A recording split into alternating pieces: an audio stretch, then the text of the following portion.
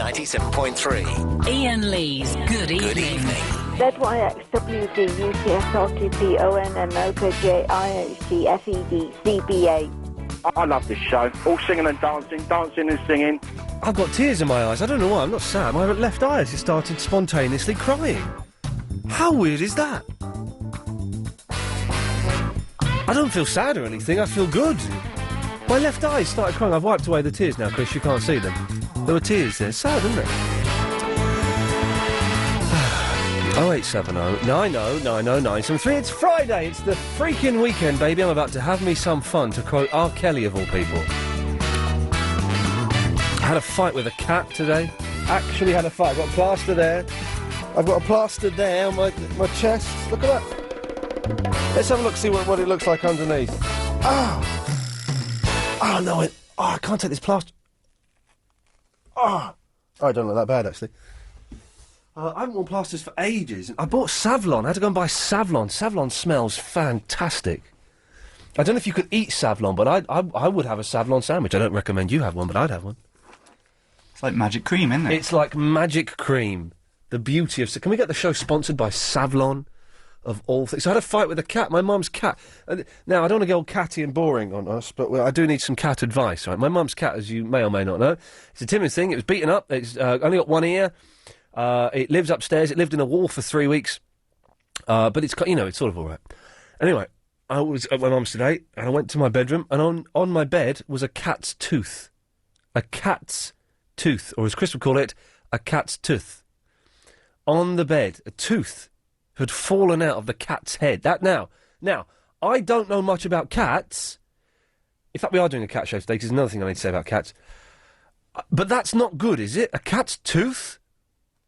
And so, this cat, I thought, well, I'm going to have a look at its mouth and see what's going on here. You know, you should do. Can you do the thing with the email for me, Chris? So I get the names and stuff. So I picked up the cat to have a look in its mouth, but this cat is so timid that you can't grab it. You cannot grab it.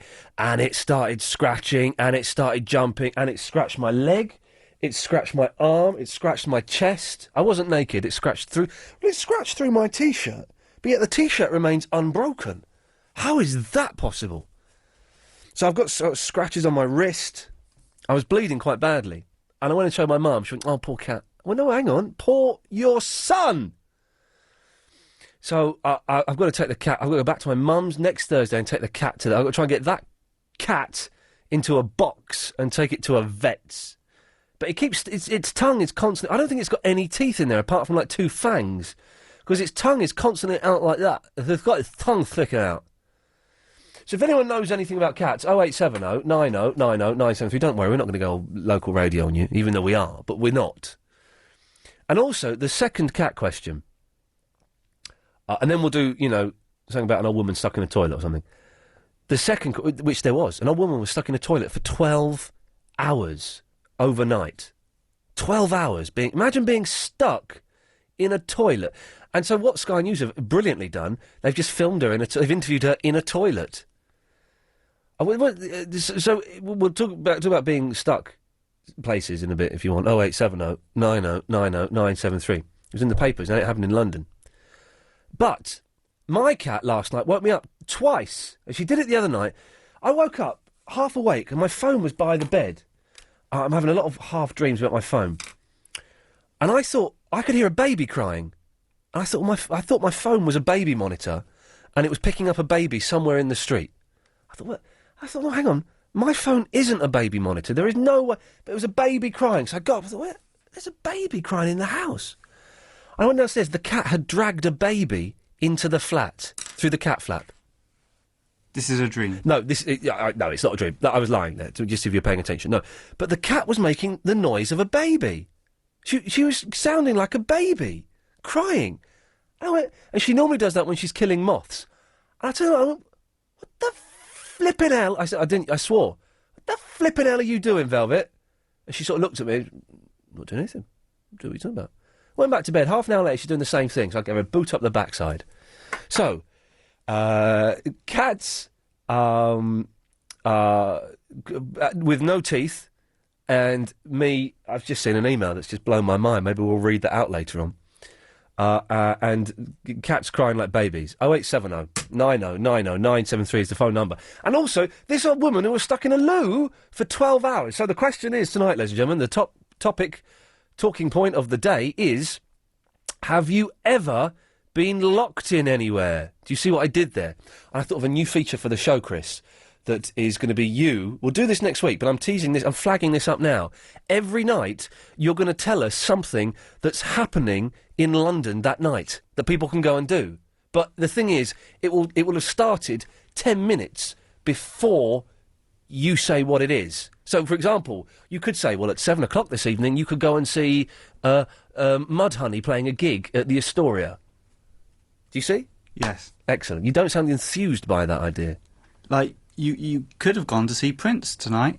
Oh! Yeah, well, it's the loud. Here I've got topics coming out of our ears here tonight, ladies and gentlemen. Prince is coming to the end of his 21 dates in London. I went and saw him, and I was converted to the Prince of Funk. He, not really a big fan before. Went and saw him, thought, fantastic, I'll have some of this. This fella's all right. This 49-year-old midget, he's good. Anyway, it's his last night at the O2 Arena tonight, and at some point we're going to have a live link-up with Prince. Not a scam, we're going to hear Prince live in concert. Now, whoa, Channel 4, Blue Peter, it's not exactly live. We have to record it in case he drops a swear in. So, we're going to record... What's up, we're recording it at 8:30, are we? Yeah, we hope to hear a little bit after 9 o'clock. All right. All right, don't get all full. As my producer, Agent Chris there, as he says, we hope to hear a little bit of Prince almost live after 9 o'clock. 0870 90 90 973 is the telephone number if you want to give us a call. And don't forget, tonight's top topic is, have you ever been locked in or stuck somewhere? Oh, it don't get much better than this, ladies and gentlemen. 0870 90 90 973. It's Richard in Crawley. Oh, where's my fader? There we go. There's Richard. Sorry, it was stuck there for some reason. Hello, Richard. Hello. Let's do that again. It's Richard in Crawley. Hello. I was doing the wrong fader. Is it working yet? Sorry? Is it working? Who's working? I am, yeah. Oh, it's working, okay. No, I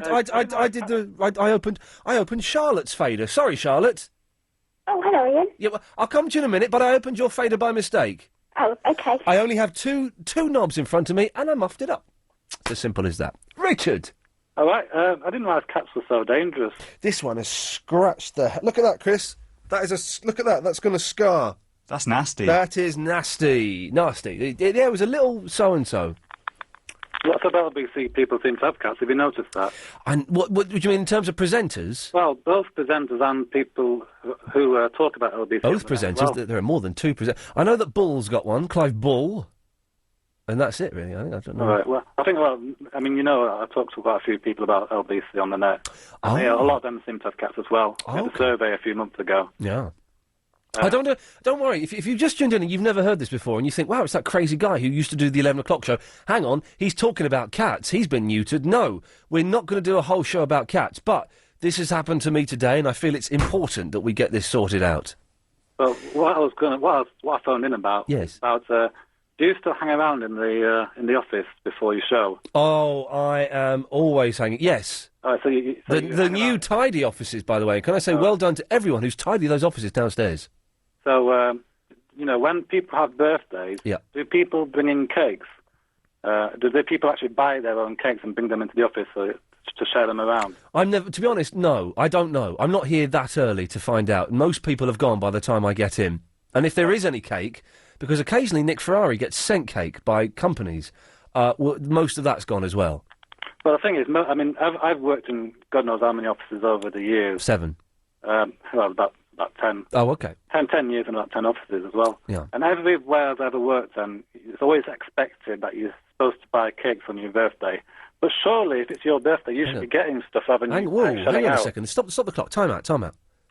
We've done this, haven't we? And I would have thought you, of all people, would have known this. Because I'm going to say something that I could only say if we've done this before. Chris, Chicago has to buy cakes for everyone in her office at work, doesn't she? Yes. That means we've done this topic before. I know Clive Bull's done it. No. We've done this topic before. All right. Would that have been drive time? It probably would have been, I think, yes. All right, I still should know, shouldn't I, really? You still should know. But, hey, I'm not averse to a little bit of recycling. It's what we're all supposed to do these days, so let's recycle. Are there any original topics ever that's never, ever been done on the radio? Yes, there are. Yeah? And I've got some in front of me. OK, I can't wait to hear them. OK. See you later. See you later. He sounded disappointed. OK, when we come back, we will do a topic that has never, ever been done on the radio before. That's an Iain Lee guarantee. 0870 9090 973. It's time for the latest LBC 97.3 travel news now with Alan Joyce. Thank you very much, and we're just hearing that the Blackwall Tunnel has been closed southbound because of a broken down car, so already delays are rapidly building on the A12 back to Bromley by Bow. And in Farnborough, the A21 is still closed both ways with a burst water main just by the Fantail junction. Did cause big delays on the A21 earlier on. That's much better now than it was, but it's still looking very busy around the diversion at Keston Mark. The A10 in Stamford Hill remains slow both ways because of temporary traffic lights and roadworks just by Manor Road, and the M40 is slow heading out of town between Junction 5 at Stokenchurch and Junction 6 for Watlington with an accident blocking one lane. If you're coming into town on the A40, the Westway has one lane blocked at Paddington because of a broken down car on the Paddington Slip Road, and the M25 is slow clockwise in patches from Junction 14 to 16 as Heathrow to the M40. On the tubes now, severe delays on the Piccadilly line, delays as well on the Victoria line. Overground trains are fine, and don't forget, check out all of this weekend's engineering works on the tubes and the trains via our website lbc.co.uk. LBC 97.3 travel. Your next update is in 15 minutes.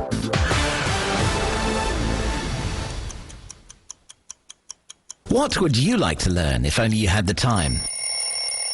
Are you curious about how to manage your money properly? Do you know the best way to learn a language? Or do you fancy tips on making even better conversation? If so, then you need our brand new service, LBC Learning. Pick up helpful hints and download courses which you can listen to anywhere and at any time. This is the course for you, whether you want to learn French, German... Conversation is the most intimate form of contact after sex. Log on to lbc.co.uk/learning. LBC Learning. LBC Learning. Learn something new today. At the roundabout, take the third exit. The Audi A4 now arrives with a fully integrated multimedia interface and DVD-based satellite navigation, all for just £500.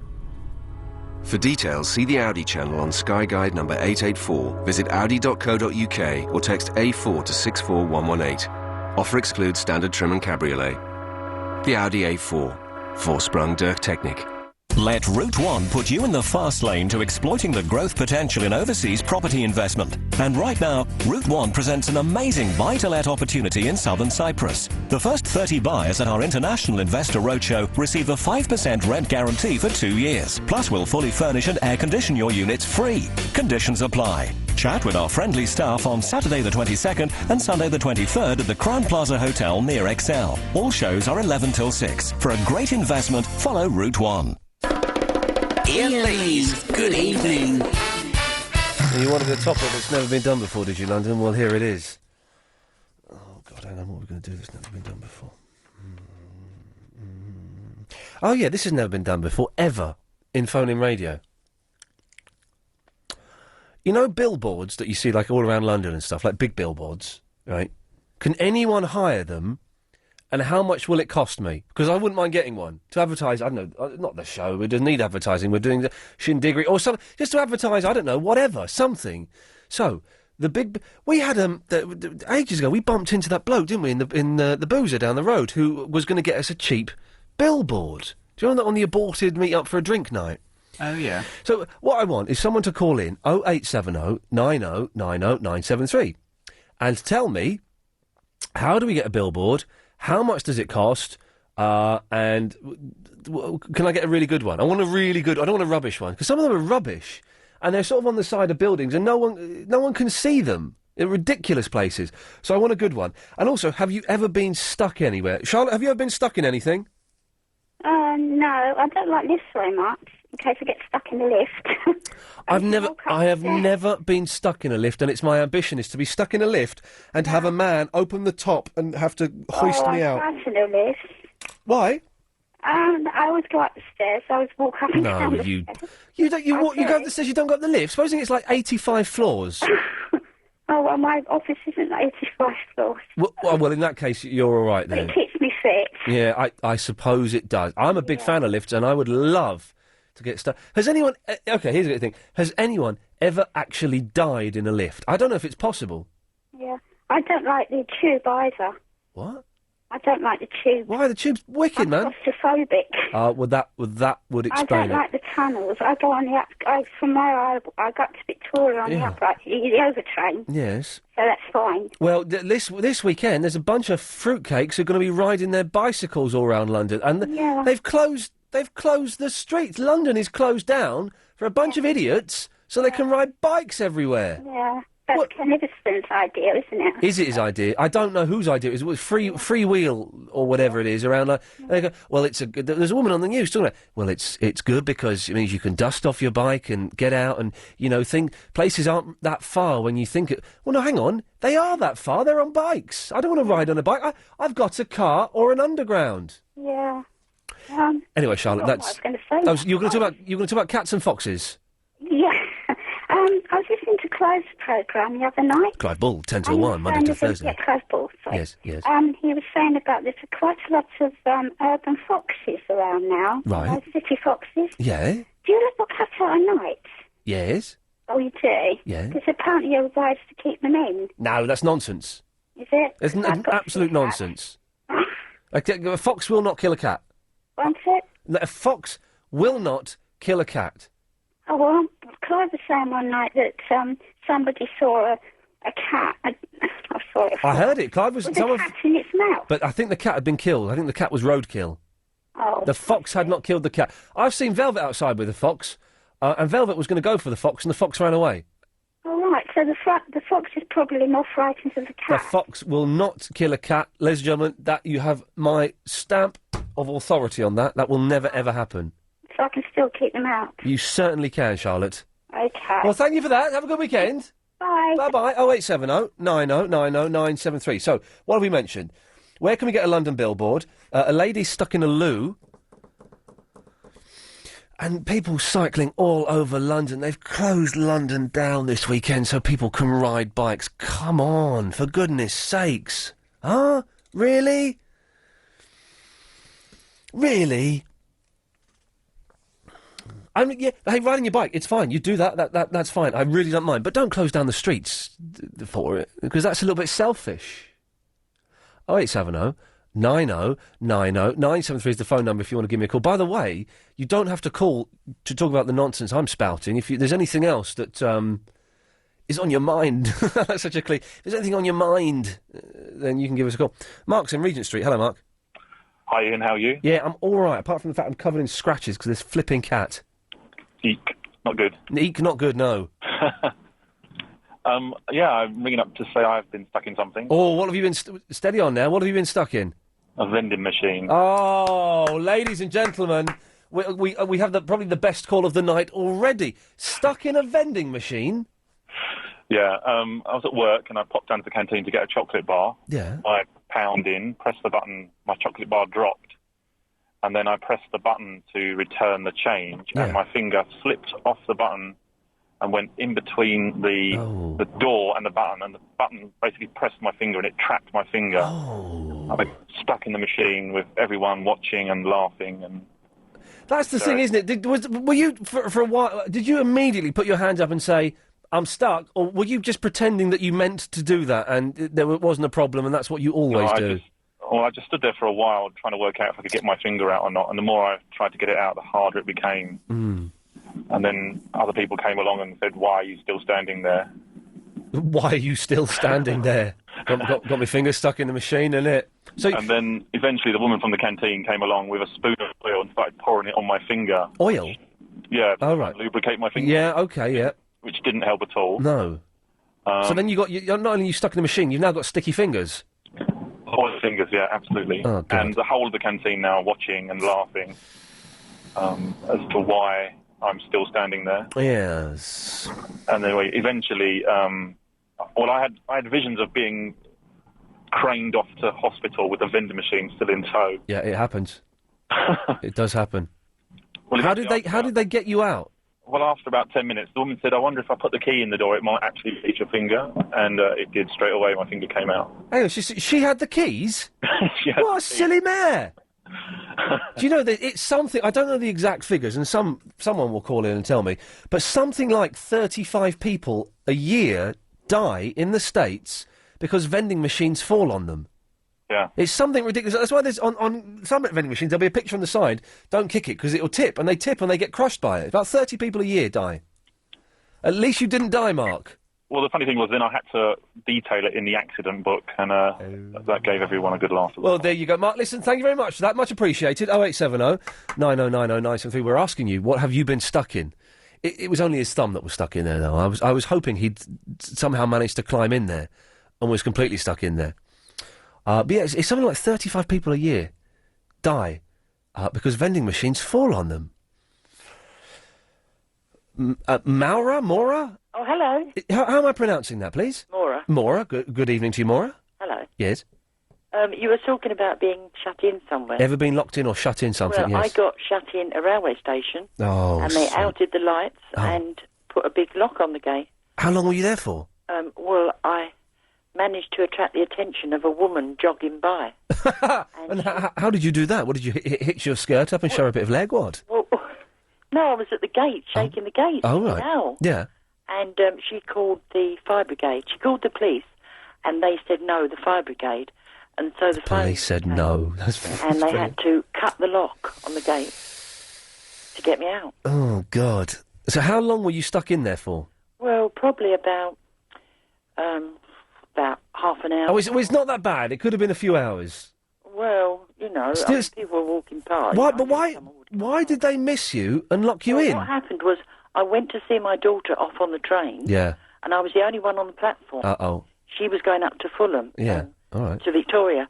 And so? I should think that whoever got off the train to go and lock up and go home thought that I was getting on the train. Oh, what an idiot. And so when I waved her goodbye and I went down the stairs to come out of the station, there was a big padlock on there. Oh, man. But I couldn't climb out of there. Could you not? No, I couldn't climb out. I was going to. Well, Maura, you got out. Listen, thank you very much for that. We're asking, out of sympathy for an old woman who was stuck. I'll get the story. I did have it, and then, of course, I've come upstairs and I've closed my papers. Of an old woman who was stuck locked in the public toilets, I think, for 12 hours, overnight. And she was not... Now, I've had cause to use public toilets. I used one today.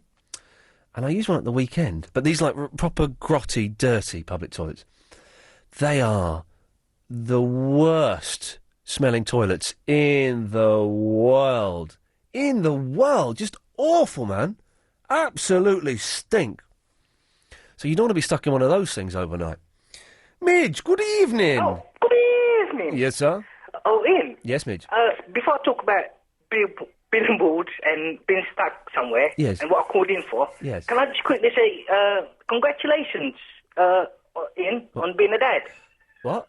Where's the cigar? I'm not a dad. Eh? What do you know that I don't? I'm an uncle again. Oh, are you uncle? Yeah, I'm not a dad. Oh, it's the same thing. Well, it's not quite the same thing. Well, they told me you was a dad. Well, it's not quite the same thing, but thank you. No, I have a lovely little niece to go along with my lovely... I have my little nephew, my little nephew, 2.5-year-old Dylan, on the phone today. So, he's singing me a song. What was the song? He was singing a song that goes something like...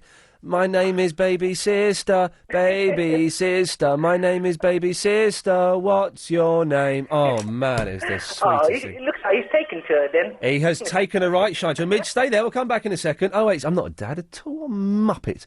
0870 9090 973. More of your calls after the latest LBC 97.3 news. Where does your front door lead? It could lead to this. Or even this. Good evening, sir, madam. Your usual table on the terrace? You see, using the value of your home to finance your investments is just one of the strategies that's helped thousands of Inside Track's customers build substantial property portfolios and create more than 200 property millionaires. To find out how, just call 0870 124 4613 to go to a free introductory workshop from Inside Track. It's the start of a program to help you get the best out of property, whether that's buy-to-let, buying a second home, or even a third.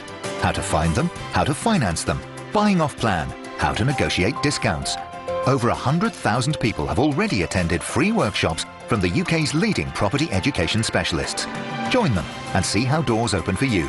Book now. Call 0870 124 4613 or go to insidetrack.co.uk. On 97.3 DAB and online. London's biggest conversation. LBC. It's 7:30. I'm Holly Holland. An explosive device has detonated underneath a car parked in Liverpool. Merseyside police have confirmed it went off outside St Edward's College in Sandfield Park. A spokesman for the force says that no one has been hurt in the explosion. After more than 30 years of service to the Met Police, the man in charge of London's fight against terrorism is standing down. Deputy Assistant Commissioner Peter Clark will retire in January.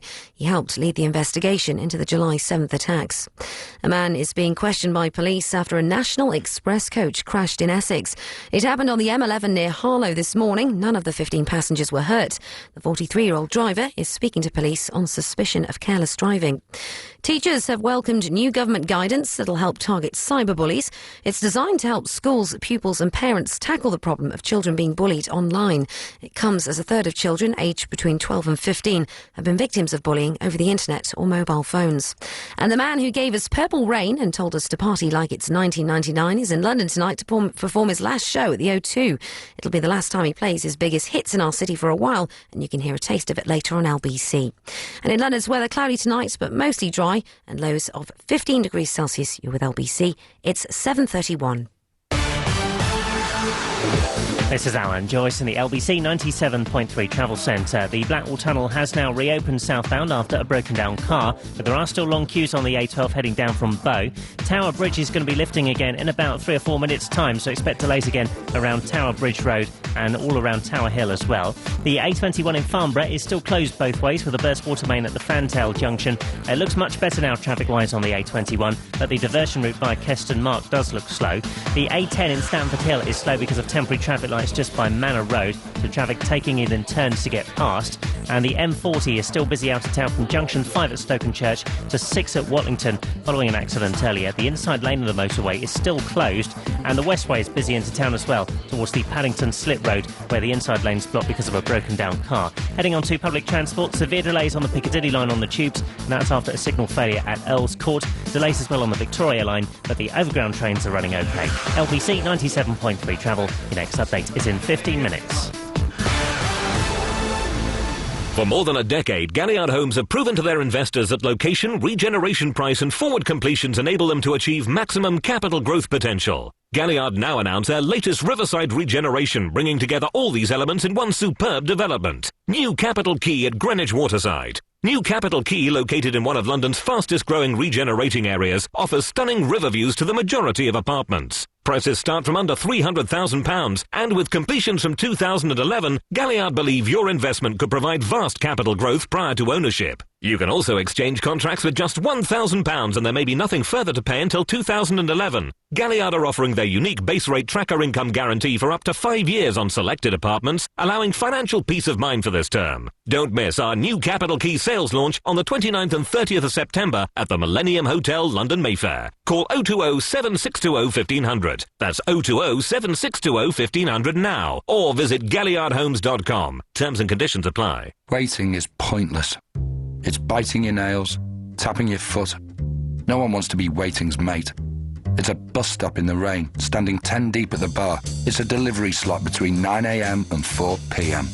Waiting for the latest mobile phone isn't Vodafone's idea of fun. Pick up the exclusive Nokia 6110 Navigator with GPS in store before anyone else, and even walk out talking on it fully charged. Waiting? What a waste. Vodafone. Make the most of now. Galliard Homes investors have achieved more than a decade of capital growth by purchasing at prime regeneration and Riverside developments. Galliard now offer the opportunity to invest in their latest Riverside regeneration. New Capital Quay at Greenwich Waterside. Prices from under £300,000. Completions from 2011. Guaranteed income until 2015 on selected apartments. Initial deposit of only £1,000 to exchange contracts. Call 020 7620 1500. That's 020 7620 1500. Terms and conditions apply. LBC 97.3. Iain Lee's Good Evening. So I tell you what makes me think papers guess things, right? Daily Mirror, Jose Mourinho, he's got £6 million payout. Not bad. Daily Mail, he's got £12.5 million payout. There was another paper earlier saying he's got 20 million, and then another paper said he's got 25 million. Midge? Oh, good. Yes, Ian. Yes, you said that already. They're making it up. They don't know, and they're making it up. I heard he was going to Brazil or something. How does that help? 20 million, Brazil. How does that help? Anyway, Midge, what happens when a cat's tooth falls out? Oh, I've no idea, Ian. Is it painful? I don't know. It's not a joke. I'm asking. There was a cat's tooth on my bed at my mum's house today. So her cat, the teeth. I've never seen a cat's tooth out of its head before. I've never seen it. Okay, well, someone tickling you or something, Mitch? No, I was just going to say sorry about that. I just got my information wrong about you being a dad. Yeah, no, I'm an uncle again. Sorry. Yeah, it's okay. Don't need to cry. So, Mitch, what can I do for you?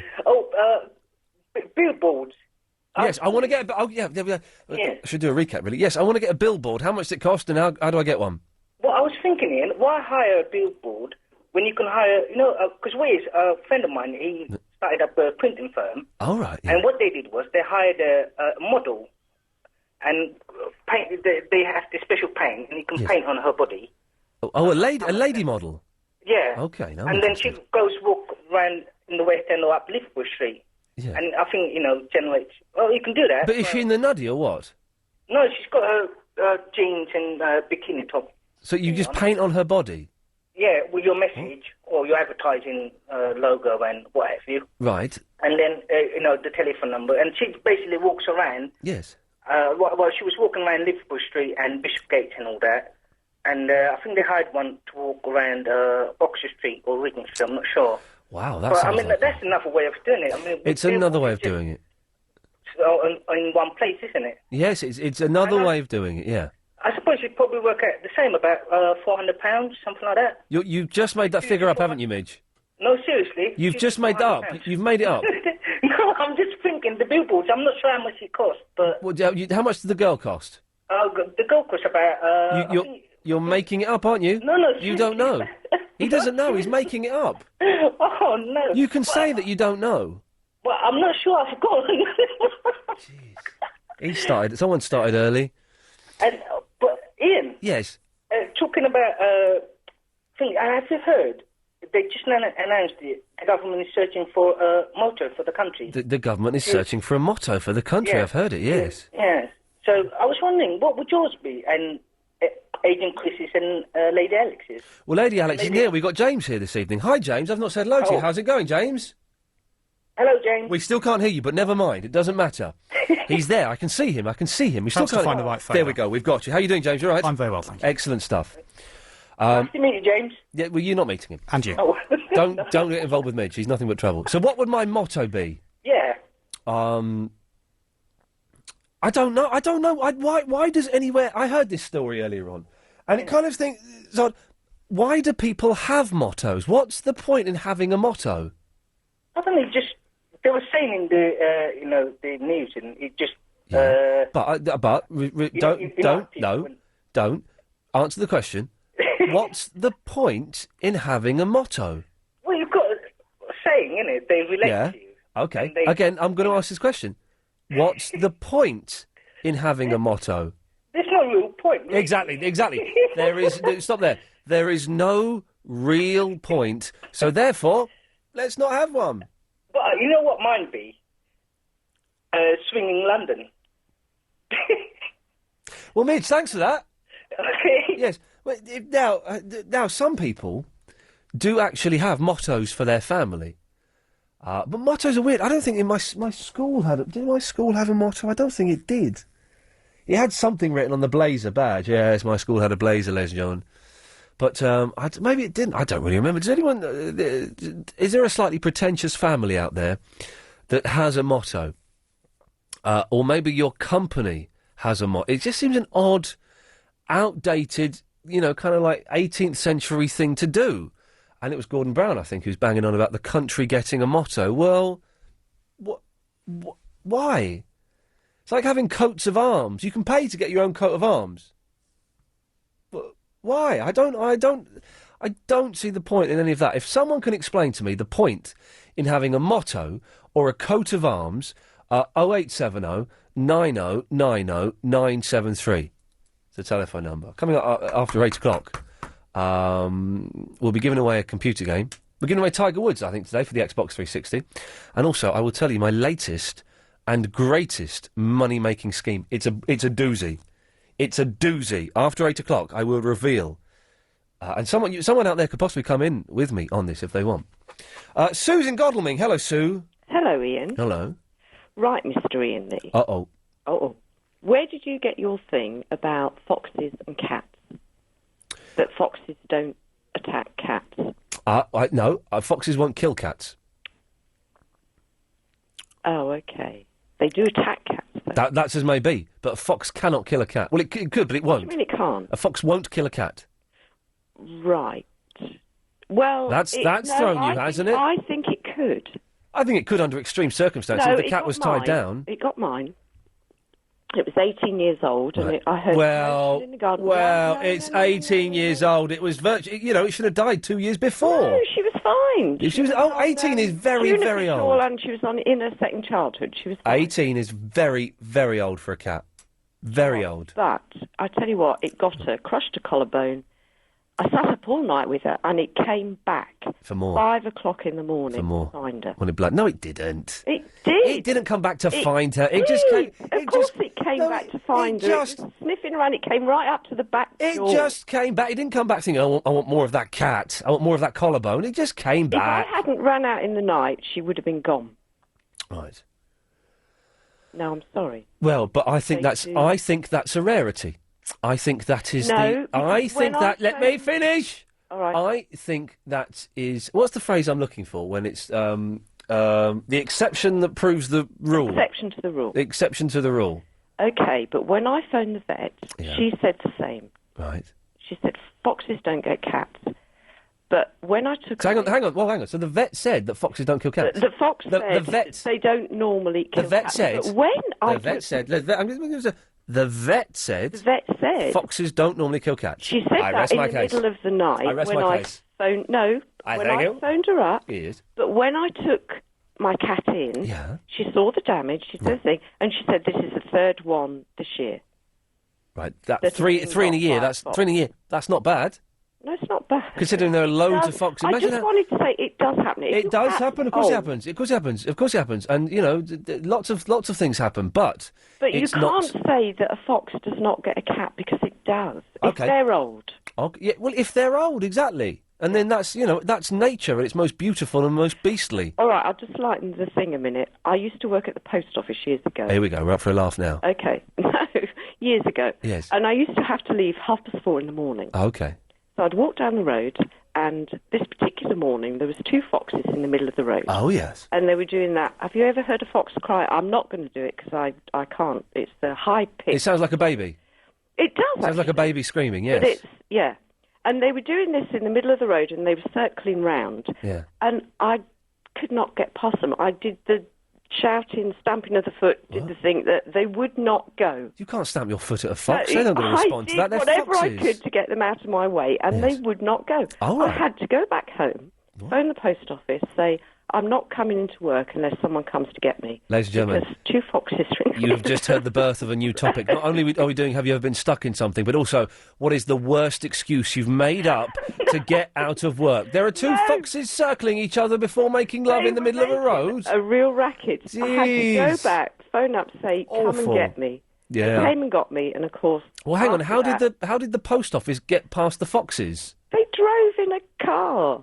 Oh, so you were walking? Yes, I didn't have a car. Well, you could walk past 2 foxes circling each other. They were circling in the middle of the road, and they would not let me pass. I think you've got a thing against foxes. No, I have now. People like you my cat, I have now. What did any of your cat's teeth ever fall out? No. That's a weird one, isn't it? Yeah, no, I've never heard of that. Well, I've got a cat's tooth at my mum's house now. No, I haven't heard. That's not a good sign, is it? That's bad. That's bad. I've got to take it to the vets next week and see what they say.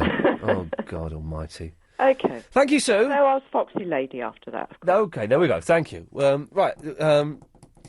So this is what we're going to do to give away the Tiger Woods on the Xbox 360. Who's given it to us? I want to get the name right before I say it. I don't want to muff it up. softuk.com. It is softuk.com. I thought it was. I didn't want to get... If you go to their website, you can see a banner for this show. It's quite a good one as well. I saw it. It's quite good. Softuk.com. The best excuse for skipping work will win that game. I am the judge, ladies and gentlemen. There's no vote. There's no 0890 number. Oh, that's gone. So the best excuse will win, and I am the judge. 0870 9090 973. It's the travel news now. Alan Joyce, you ever bunked off work? Never, ever in my life. Are you sure? I'm positive. You do strike me as the sort that would go to work every single day. That's right, even with a temperature of 104. But that's selfish, because then people at work then get your lurgy. I just never get ill, and I've said that now, and I'll be off ill on one day. Well, you will be, yeah. You're tempting fate, young man. Let's have the travel. The Westway has one lane blocked heading into town at the Paddington Slip Road because of a broken-down car, so that's causing queues heading into town. But better news on the M40 heading out of town between Junction 5 and 6 at Stokenchurch to Watlington. It's following an accident from some time ago now. They've finally managed to reopen the motorway, and traffic's moving much better there. Delays on the A10 in Stamford Hill continue because of temporary traffic lights at Manor Road, and the Blackwall Tunnel has now fully reopened southbound after a broken-down car, but there are still delays back to Bow. In Farnborough, the A21 is still closed both ways with a burst water main just by the Fantail. There are still delays around the diversion at Keston Mark, but the A21 itself is moving much better than it was earlier on this afternoon. Now, if you're heading onto the tubes, there are severe delays on the Piccadilly line after a signal failure at Earl's Court. Delays as well on the Victoria line. That's after a signalling problem at Seven Sisters. Overground trains are running OK this evening, but don't forget, if you are planning a journey this weekend, check out the details of the engineering works on the travel pages of our website. Go to lbc.co.uk. LBC 97.3 travel. Your next update is in half an hour. Is Nick Ferrari a sex symbol? Reviews are mixed. You reckon I could do it for you in the bedroom, Monica? You could, yeah, in a big way. Well, that's... No, he's got a face I want to slap. He looks arrogant, surly, he's moody. He's just charismatic. It's just effortless. His hair's always looks greasy, like it needs washing. Oh, he's sex on legs. He's someone to laugh at, but he doesn't do it for me in the bedroom. Sexy and simmering. I mean, women of the UK, you love that kind of guy. What does this say about all these ladies that think he's a sex object? The man is a total wally. Make up your own mind. Listen to Nick Ferrari at breakfast, weekday mornings from 7. LBC 97.3. The Berlin Property Investment Expo returns to the London Olympia on Friday the 21st to Monday the 24th of September. And with properties on offer with a guaranteed rental income for 10 whole years, it's one event you don't want to miss. You'll have the chance to invest in several fantastic developments in Germany's thriving capital city. With a booming local economy and no capital gains tax, Berlin offers big city elegance, culture and an investment opportunity that pays for itself. The Berlin Property Investment Expo at the London Olympia on Friday the 21st to Monday the 24th of September. Admission free. First, clear some space. Next, get a chopping board. Make it heavy. I like marble. Then pick up your mouse, hold the little blighter tight. Then in one swift movement, slam it on the board. Then again. Nice. Then again. And again, oh work, please! There is a way to get your IT problems off your hands, whatever size your business. It's called BT IT Manager. It's like an instant breakdown recovery service for your IT, with 24/7 support from one of our UK-based experts, so you can get back to doing what you do best in no time. Right, that's it. It's the blender for you, sunshine. To find out more about 24/7 expert IT support from BT, visit bt.com/business. BT, bringing it all together. See website for details. The Berlin Property Show at the London Olympia on Friday the 21st to Monday the 24th of September. It's one event you don't want to miss. If you've recently set up in business, think of all the ways it could benefit from a £20,000 injection. Register your business at lbc.co.uk today and you could enter a competition to win £20,000 with James Max, courtesy of Lloyds TSB, the #1 bank for business startups. Conditions apply. The £20,000 business competition with James Max. Sunday afternoon from 5 with Lloyds TSB for The Journey and LBC 97.3. Iain Lee's Good Evening. Don't forget, the best excuse you've ever used or heard for skipping work. What was that woman saying? That she couldn't go to work because there were two foxes circling each other in the road? Nonsense. Will win Tiger Woods on the Xbox 360, 0870 9090 973. We'll have a recap of all the topics after the news 8 o'clock, and also my latest and, dare I say it, greatest money-making scheme, and it's genuinely brilliant. Karushi. Yes, sir. Good evening, Leanne. Good evening. That's the name of the company that represents me for work, Karushi. All right. Thank you very much. No, well, it's yes. Ian, your question about this billboard. The billboard, yes. I want a billboard. How much does it cost? How do I get one? Yes, it's not me, but it's my son who runs a travel agency in Norbury. Oh, yes. And he had a billboard on the side of the bridge. It's a railway bridge, and it was quite substantial, big one. Yes. It costed about £770 plus VAT. It cost £770 plus VAT? Plus VAT, and plus £350 for the printing. Oh, OK. So you're looking at about 1,200, 1,300 quid? About £1,200 to £1,300. That's not bad going. And how long did he get to keep it up for? It was there for 2 weeks. Oh, 2 weeks? Yes, that's all. Is that all? Is that all? That's all. Did he get... OK, well, here's the question. Did he get any business as a direct result of that billboard? I would say no. No. But this is just that's all. I mean... That's a lot of money to... As what's concerned, it didn't increase much, you see, that time at all. Mm. And to be honest about it, I think it was just a waste of money. I simply would not approve of that at all, because you've got to have at least for 3 months something on the billboard so that people come and look at it again and again and again. Yes. But just to have it for 2 weeks is not... So are you telling me, Karushi, maybe it's not worth me getting a billboard? I don't think so. This is my opinion, but your opinion may differ. Are you going to be riding your bicycle at the weekend with all those other fruitcakes?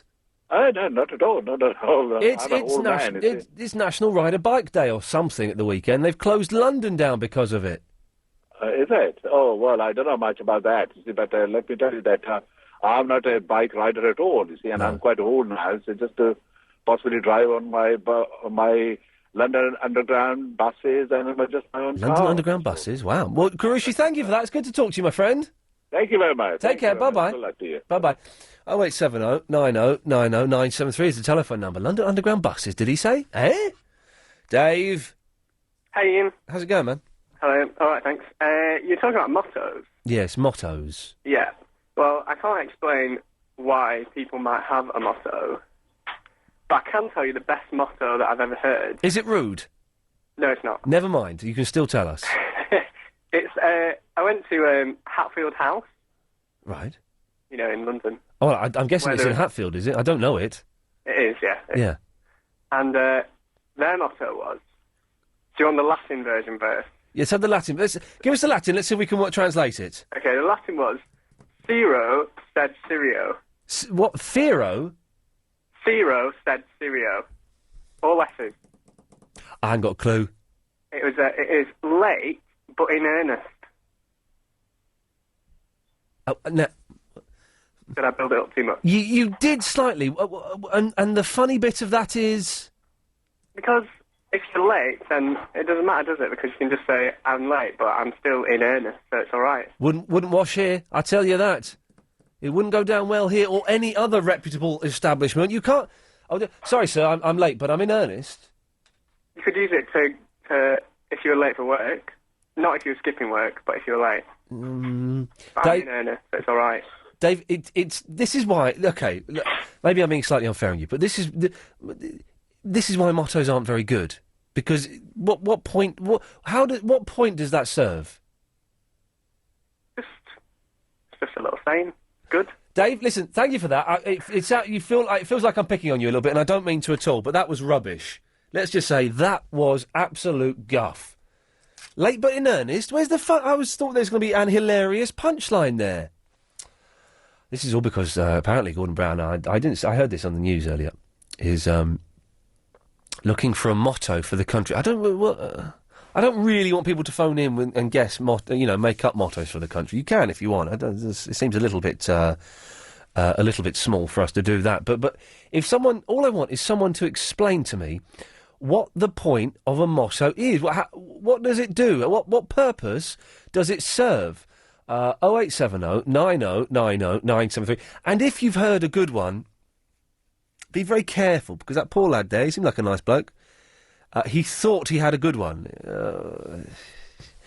I wouldn't open with that line, my friend. Can my right honourable friend confirm that the thrifty economic policies of the past regarding endowments will continue? When it comes to our endowment policies, we will always sell through AAP, not surrender like other spendthrift parties have tended to do. So members can now look forward to an even bigger and better private bar. If you're thinking of surrendering an endowment policy, then you could budget for much more by selling through AAP. Call 0845 073 1960. That's 0845 073 1960. Iain Lee's Good Evening. So great-gran Gwyneth Coles went to spend a penny. Do they still call it spending a penny? Chris, you're a young lad. Do you know why it's called spending a penny? Because that's how much it used to cost. That's how much it used to cost. You used to have to put a penny in the slot. In the public loos. In the public loos, yeah, not in your house. In public loos, you put a penny in the slot, I think, for the actual cubicle. I think, if I remember correctly, the cubicle door, you put the penny in, and that let you into the cubicle, I think. That's a good money saver, though, in your own house, though. It is make a bit of profit. I hate it when people come around my house use my toilet. I hate it. Do they do it often? Yeah, people I don't know as well. Anyway. She was locked in the public loo for 12 hours. The bewildered 77-year-old... Oh, God, she was 77. Imagine this is your gran, ladies and gentlemen. Was locked in as police launched a nationwide search for her. Instead of panicking, she simply wrapped herself in 4 jumpers under her jacket and mac and fell fast asleep. Why did she... Oh, here we go. She'd stepped off a bus on her way home from holiday in Scotland when she popped in at the local conveniences.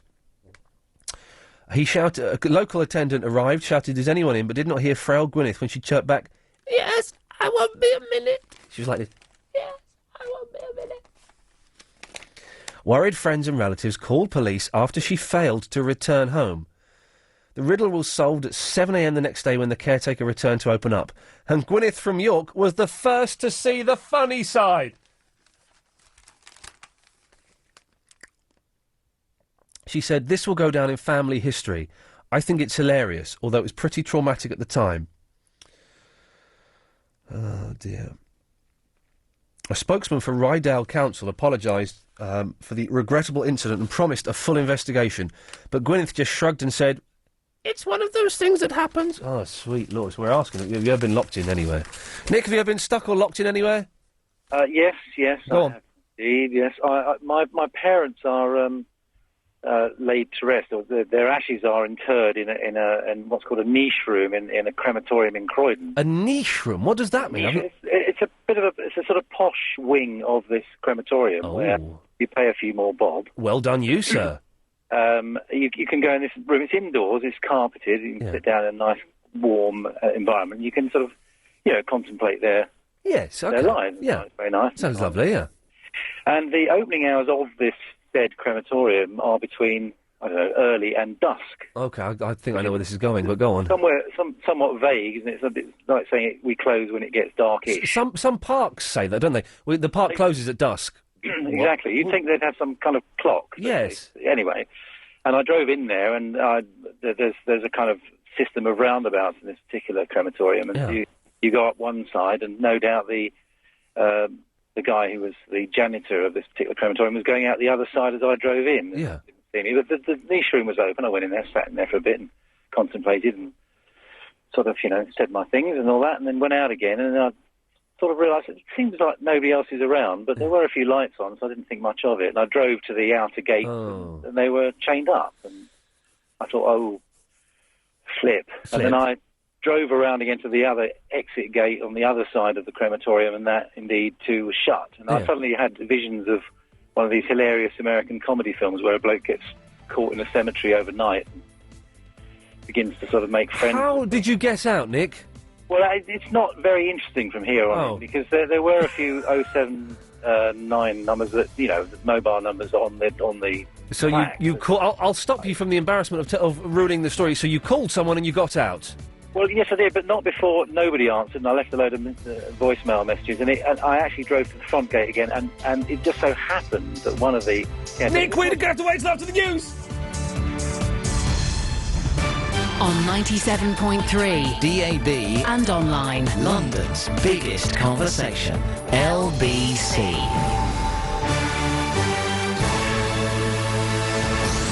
At 8, a device explodes under a car at a school in Liverpool. Another suspected case of foot and mouth is looked into in Surrey, and Rugby World Cup hosts France try and stay in the tournament.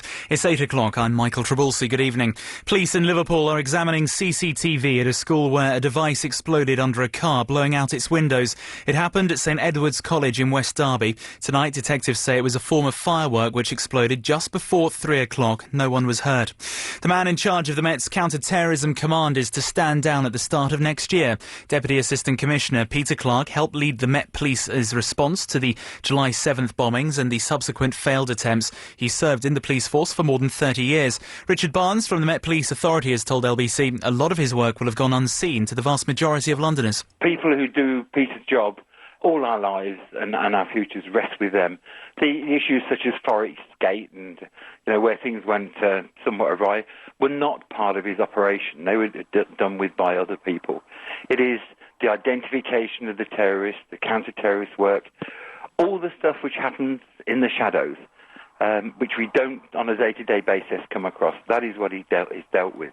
A sixth suspected case of foot and mouth disease is being investigated in Surrey tonight. Around 40 cattle feared to have the disease have been killed on a farm within the current 3-kilometre protection zone, which was set up after the latest cases emerged near Egham. Tests are being carried out on the animals, but results haven't been received back yet. Westminster Council has brought in a new code of conduct to protect Londoners from rogue rickshaw and pedicab drivers. The number of them in the West End has risen to more than 600 in the past 12 months. Chris Smallwood, chairman of the London Pedicab Operators Association, has told LBC how this will help you on a night out. It includes provisions such as insurance, proper training for the riders, proper maintenance. Overall, it will help the public to understand the difference between a rogue operator and a company that's actually doing the work to ensure the safety of other road users. In sport, a crucial match lies ahead this evening at the Rugby World Cup, with France taking on Ireland in Paris. The hosts lost their opener against Argentina, and Ireland can effectively knock them out with a win. Stay with us for score updates right through the evening. And Prince is performing at the O2 for the last time tonight after a string of dates. He's played 21 nights over the last few weeks, with special guests making surprise appearances. Elton John, in fact, turned up last week. If you're away from your radio and want to stay in touch with the latest news, weather and travel, you can call 0901 723 6666. Calls cost 35 pence a minute from a BT landline. Other networks and mobile rates may vary. Your top travel story this hour: the A21 in Farnborough is closed in both directions because of a burst water main at the Fantail Junction, causing delays around Keston Mark. And London's weather: cloudy this evening and tonight, but mostly dry. Minimum temperatures of 7 degrees out of town. Sunrise in the morning is at 6:44. This is LBC. The time is now 3 minutes past 8. Your smart ideas aren't working, Sebastian, so I'm doing the next radio commercial myself. Okay. Listen, fantastic offers from BAC. Not 10% off, not 20% off. Up to 35% off all BAC windows and doors. Plus, 12 months interest-free credit. Wow, fantastic. BAC windows, doors and conservatories. Simply call 0800 666 444 or get a free quote at bacwindows.co.uk. Minimum spend and conditions apply. Sebastian, you're learning. LBC 97.3. Iain Lee's Good Evening. Good evening.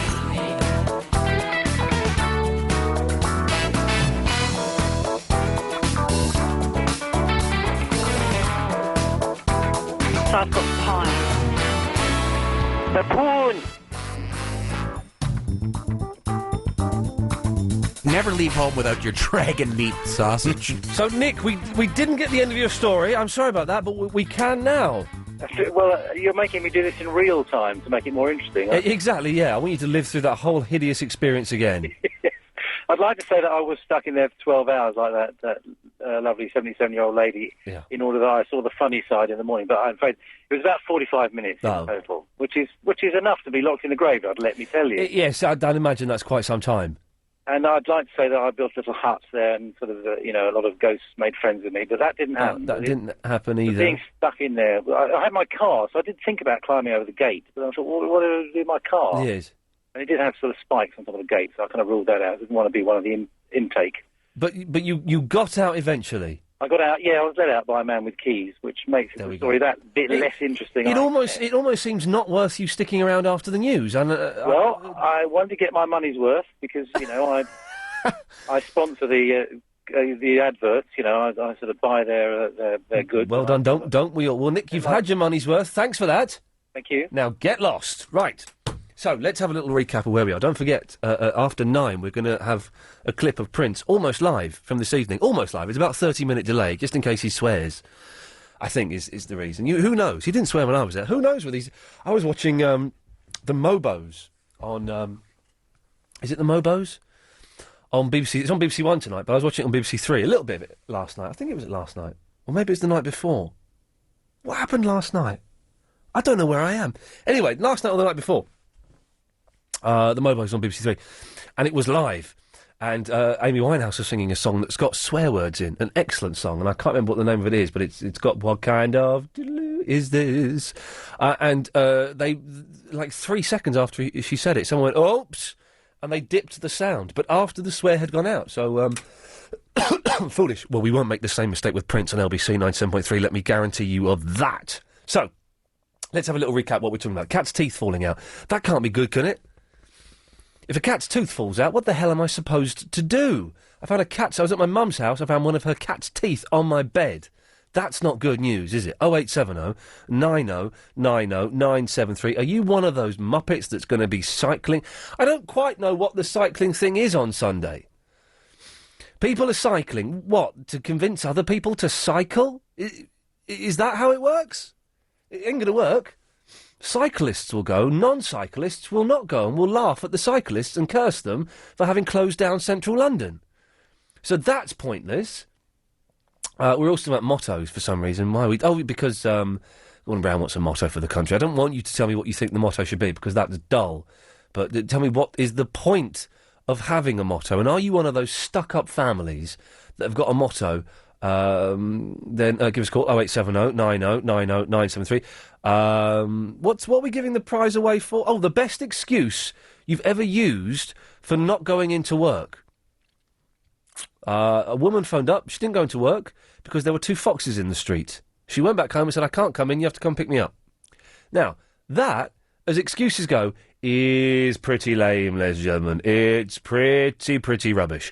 What is the worst excuse, or the most outrageous excuse you've ever used, or someone you know has used, to get out of work or school or whatever? And the winner, as decided entirely by me, wins Tiger Woods on the Xbox 360, thanks to softuk.com. 0870 90 90 973 is the telephone number. Hiring a billboard, is it really worth it? We mentioned that. Oh, now, Fiona? Yes? Do you want to hear my brilliant money-making scheme? Go on. It's a good one. Yeah? We can order... I'm telling you, if you're hungry, you could order a pizza. You could phone up and have an Indian meal delivered to your house. You could probably get a Chinese meal delivered to your house. You could even get a Thai meal delivered to your house. What you can't get delivered to your house is a roast dinner. Now, isn't that... Imagine phoning up, hello, roast dinners, can I help you? Yes, I'd like 1 lamb roast with extra potatoes, 1 veggie nut roast with no parsnips but can I have extra peas, and... Dad, do you want a beef? Yeah. And can we get a beef roast? Yes. Would you like any gravy with that? Yes, please. We'd like some gravy with that. In principle, yeah. It will be there in 40 minutes. Thanks. In principle, it's a good idea. It's a great idea, isn't it? Go on. Potatoes go soggy. Right.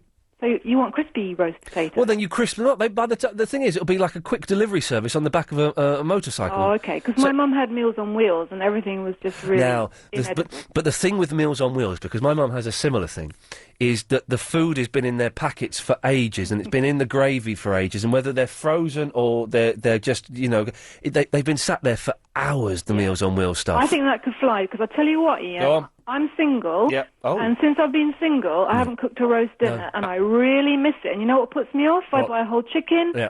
I'm not going to eat the whole chicken in one go. It's the thing is, the roast dinner, it's the easiest meal to cook, because all it is maths. It's just knowing what time to put everything in. That's it. But it is, it's like 2 hours, and there's a lot of peeling. There's a lot of preparation that goes into it. And for one person, that's too much preparation. I'm hungry. Do it. I'll be ordering it. Roast dinner delivery. It's great, isn't it? It's genuinely a brilliant idea. Good idea. But I think billboards are really expensive. Yeah. Well, I don't know.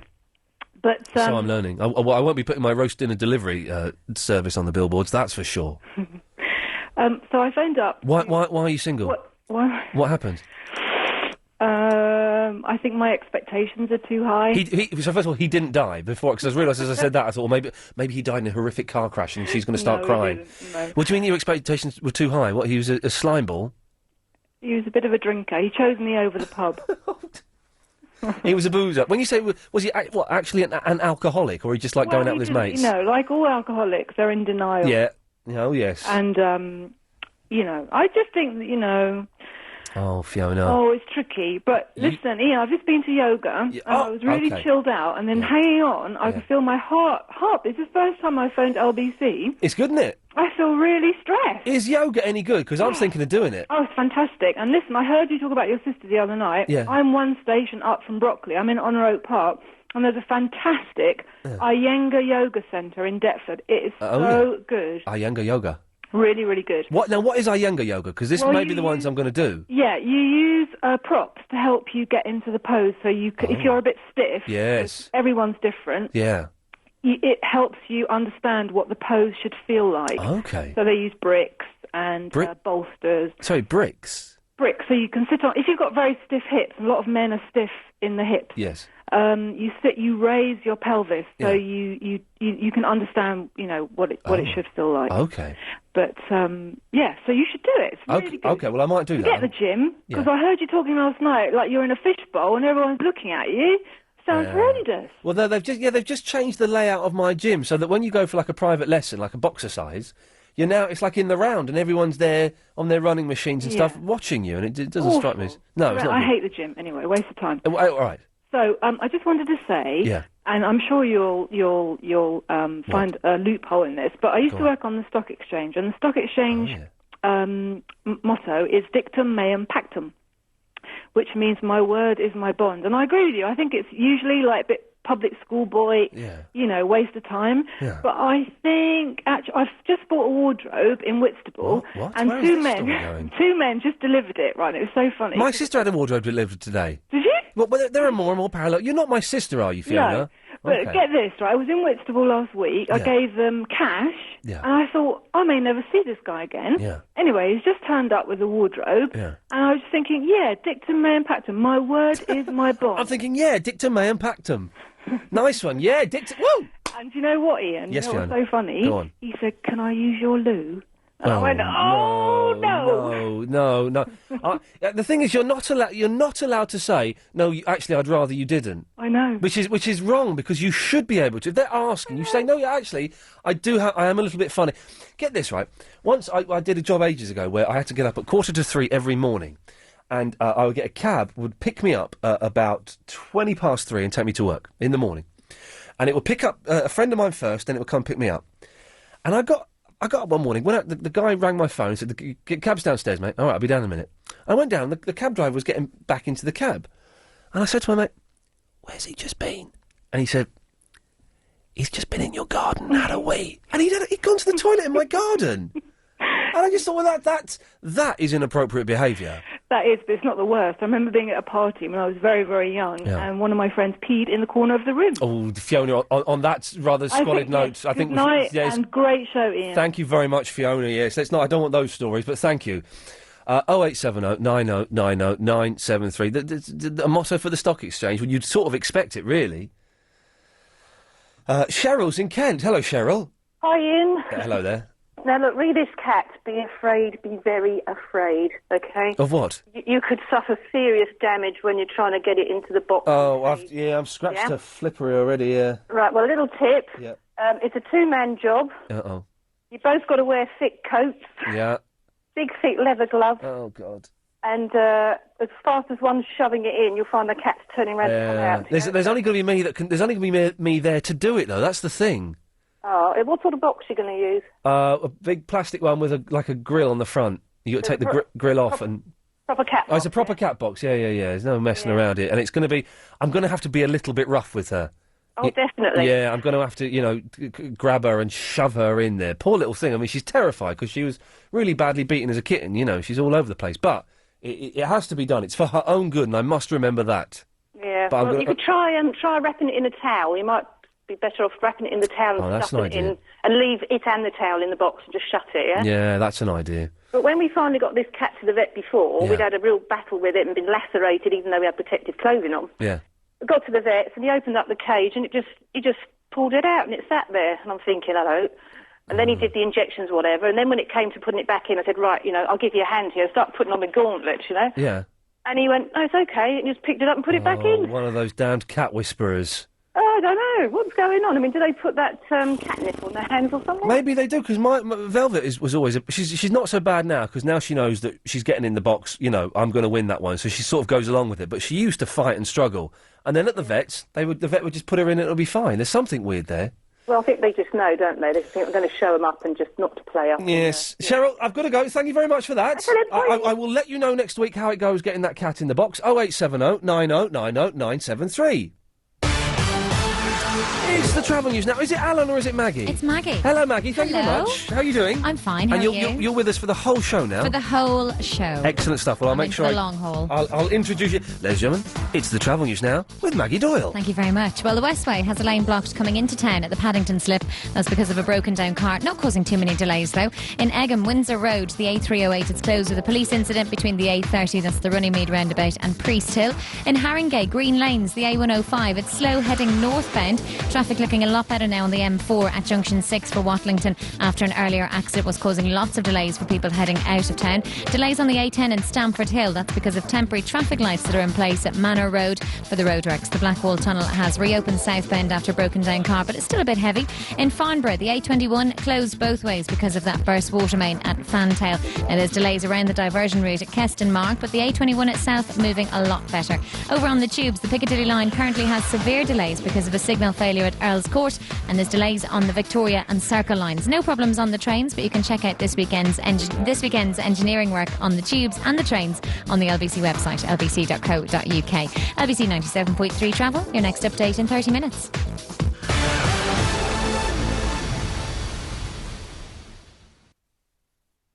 How did you discover Clive Ball? The wheelie bins was where I got introduced to LBC 3 years ago when my CD kept jumping. Oh. And there was some guy talking about how he doesn't take suitcases on holiday because they get broken and bashed about. So he takes a wheelie bin. Do you remember him? I do remember that, yes. I'd never listened to LBC before, so I couldn't work out whether the guy was for real or not. Yeah. I was just actually sitting in my car wetting myself, and ever since I've just listened to LBC, and it was quite brilliant. Join the strange world of Clive Ball. Weeknights from 10 on London's biggest conversation. Midnight with Clive Ball. LBC 97.3. British Airways World Offers is now on, and there are over 100 destinations to choose from. So instead of putting out the rubbish, you could take in the junks of Hong Kong Harbour from £389. Or rather than assembling furniture, you could be building sandcastles in Mauritius from only £409. Whatever's keeping you here, it won't be the price of flights. Don't miss the last few days of World Offers. Book by midnight Tuesday at ba.com. Fares are return. Travel from November. Conditions apply. If you're serious about investing in property, the Property Investor Show is for you. There are over 120 seminars and more than 300 exhibitors, from house builders to estate agents to mortgage lenders and property experts. So if you want to invest in property, residential or commercial, at home or abroad, don't miss the Property Investor Show at XL from the 21st to the 23rd of September. Register at lbc.co.uk for your free tickets. The Property Investor Show. Serious about property. With LBC 97.3. Iain Lee's Good Evening. Sonia. Hello. Hello, Sonia. Oh, is that Iain? Yes, you're on the radio. I've been holding on ages. I didn't know if it was you. Hello. Well, 5 minutes, yes. Yeah, 2 things. How are you anyway? I'm all right, cheers. Oh, good. Yes. 2 things. First of all, when I was 6 years of I think I was 6, I was with my mother when she took me to London Zoo. Yes. And I don't know why, but everyone vanished and there was nobody about, and we found the gate was locked and we couldn't get out.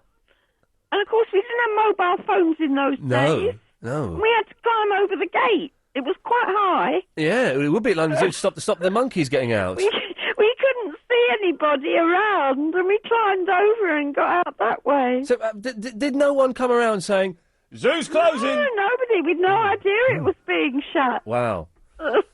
Well, that must have been terrifying, Sonia. It was quite, well, I wasn't, I was No, 6 and I had my mother with me, Your mum. so of course you don't, No, you don't fine. feel scared at No, that age. no. I think my mother was a bit worried. Yes, bless And her. it wasn't very easy to climb over. No. No. No. The other thing is, you Yes. know, you don't have to worry if a cat's tooth falls out. I had a cat and one of her teeth fell out. Really? And I took her to the vet and the vet said it was nothing to worry about at all. Oh, okay, because I was concerned that it meant she had scurvy or something. Probably nothing. It's I mean, quite- it it's could be some sort of gum disease, I suppose. Yeah, it's quite a big If tooth. it's just one tooth, I wouldn't worry about it. Well, the thing is, I've been looking. There could be more. I don't know. I was looking around the house. Everywhere that she hangs out, trying to find more teeth. I couldn't find any. No, well, that's what the vet said to me. He said, "Oh, it's nothing to worry about. Don't worry about that." And she didn't have any ill effects. She could still chew her food. Okay. I don't think cats do chew, actually. Sorry. I don't think cats can chew. Actually, cats can't chew. No, I think I read that in a cat book. They can't actually chew because their teeth don't come together like ours do. Of course, cats chew. Well, they might sort of with their, they move the food around in their mouth, but I don't think they chew the way we chew. Well, they don't chew the way we chew. But have you never heard a cat eating cat biscuits? Because they go. Oh, they crunch them, don't they? Yeah, they crunch them. Yeah, that's chewing. True, they That's the do type of do chewing. that. Did your cat ever cry like a baby? No, not that I remember. I was woken up twice last night by Velvet Oh, crying how like a great. baby. Yeah. Freaked me out, man. My present cat, Blanco, he talks. He comes in. My son's got him at the moment, and he says he never stops talking. Saying what, Sonia? We don't know what he's saying. Oh, he's talking he comes cats. in from outside in the garden. Yes. He comes indoors and he starts going yum yum yum yum yum yum yum. And he doesn't know whether he's saying I want some food or Yes. telling him about an adventure that happened Oh, or just what. making noises. Yes. Well, Sonia, listen, thank you for that. That's all right. Cheers for that. Take care. Bye. Bye-bye. 0870 90 973 is the phone number. It's a brilliant idea, isn't it? Roast dinner delivery. The best idea. And not just Sundays. Because it'd be brilliant. They do a roaring trade on Sundays, a roaring trade. And they'd be cooked really well. So word will get around that they're better than any pub roast, better than any roast you can get apart from your mum's. It will be a great thing. And they turn up and you can order like different meats. I can have extra roast potatoes. Can we have an extra? Yeah, can we get some extra roast potatoes? Bit of mint sauce. Do you want gravy with that, sir? Yes. Can we have gravy, please? It would be fantastic. Fantastic. Why has no one done it before? Who's in with me? Chris, you in with me? I want one now. James, you in with me? Yeah, why not? Okay, to be in with me, you have to give me £1,000 each. I should just tell you, and you've said you're in with me. Maybe so. not, then. I'm not that hungry. Disappointing there. No backers in here. If you want to back me, you know where it is, man. Jeff. Hello. Hello, Jeff. Hello there. Go on. Am I through to Ian? You are. You're on the radio. Oh, hello there. Hello, Jeff. Turn your radio off, Jeff. Sorry, I'll turn it off. Hang on 1 second. All right. Because I'm driving with one phone up my ear hole. Of course, you're on hands-free. Well done. Yeah, I am. Good lad, yes. Hang on 1 second. Hang on, let's turn it off. Yes. Got it. Smash. Right. Sorry. Yes, about the lame excuses. Oh, yeah, for getting out of work.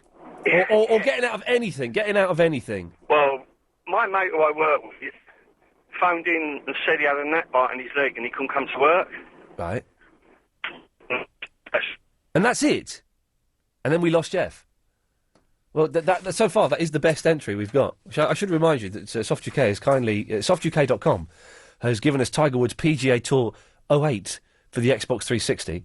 Golf game, on-round, online, challenge the world. You can use real-life photos to create your characters. And the best excuse for getting off work or getting out of going to a funeral or whatever, getting off anything, will win it. 0870 90 90 973. And so far, Jeff, on the A24, even though his line died, maybe he did, I don't know, he's in the lead at the moment. Alan is a big fan of mottos, aren't you, Alan? Yes, I am. Hello. Hello. Hello, Ian. Hello, Alan. How are you doing? I'm all right. I'm looking forward to having a Sunday night to myself for the first time in, about 18 months. That's very nice, mate. I am a big fan of mottos. Okay. And I don't want to hear you slight mottos. You don't want to hear me what? Slight mottos. But why can't I slag mottos? They're pointless and serve no purpose. No. As my belief is something to live by, and it's a goal to achieve. What a motto is a motto is a goal to achieve? Exactly. Yes. What? So a few words written in Latin is a goal to achieve, is it? It is. Yes. Explain. Oh, well, I'm ex-military. Right. And all military regiments all have a motto which you live by. Right, but why have... OK, what was your motto?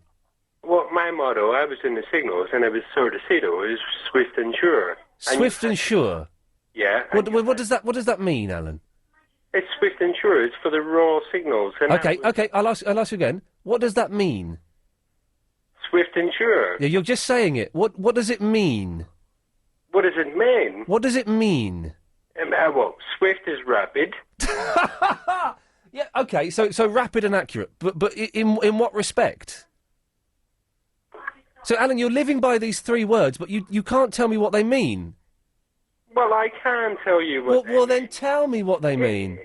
What it was something to live for. OK, now, Alan, you're repeating yourself. Just tell me what those words mean. Well, you had to be precise. You had to be there, spot on and precise. Right. Yeah? And that is exactly the thing that you have to live for in life, basically, is you have to have a goal in life. Well, you don't. In order... You don't. You do. You don't have to have a goal in life. Of course you don't. Everybody has to have a goal in life. What's the point of life? Well, there's a big question. Well, the point of life is to be as nice to as many people as you can, try and listen to as much good music and read as many good books as you can, and that's it. No, the goal in life is to procreate, isn't it? Right, OK, well, And in order to... it's not really. Well, of course it is. It's not to procreate. Well, why is it? There are lots of people who quite happily go through their entire life without procreating. And what has procreation got to do with swift and... those people obviously leave an empty life out. Well, no, Alan, that's very arrogant of you to suggest those people lead an empty life. Those people... I know many people... Alan, let me say. I know many people who have not procreated, and I'm assuming you mean... You're saying have children. I know many people who have got to a ripe old age who haven't had children and have had very rich and fulfilling and generous lives. It may be for you to have children, but it's not for everyone else. Not everyone else has to do that. It's nonsense. No, these people may have been overcome with their own careers, or for whatever reason. No. Some of the people I know. Do you know what?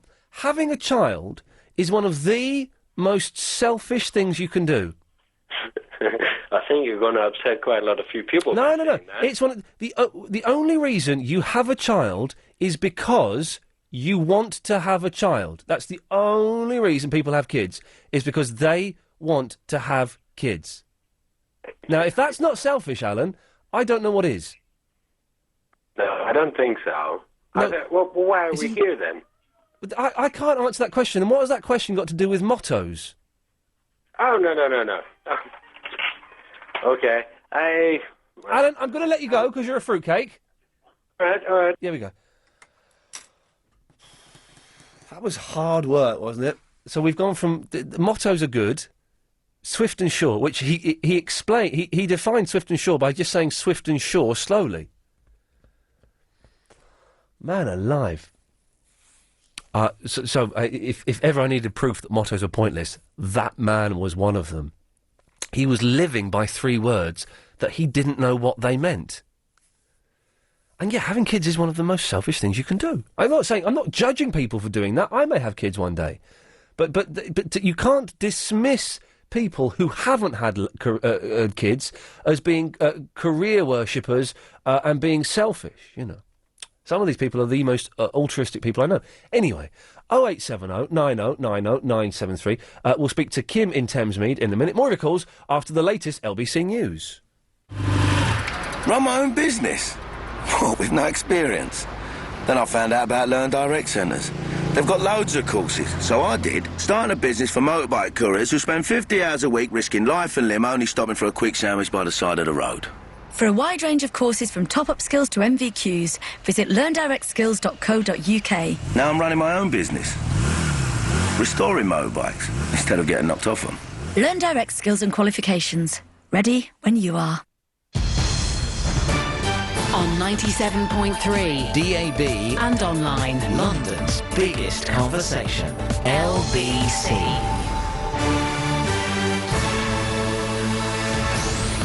It's 8:30, I'm Michael Trabulsi, good evening. Police say pupils have had a lucky escape after a homemade nail bomb exploded under a car at a school in Liverpool earlier.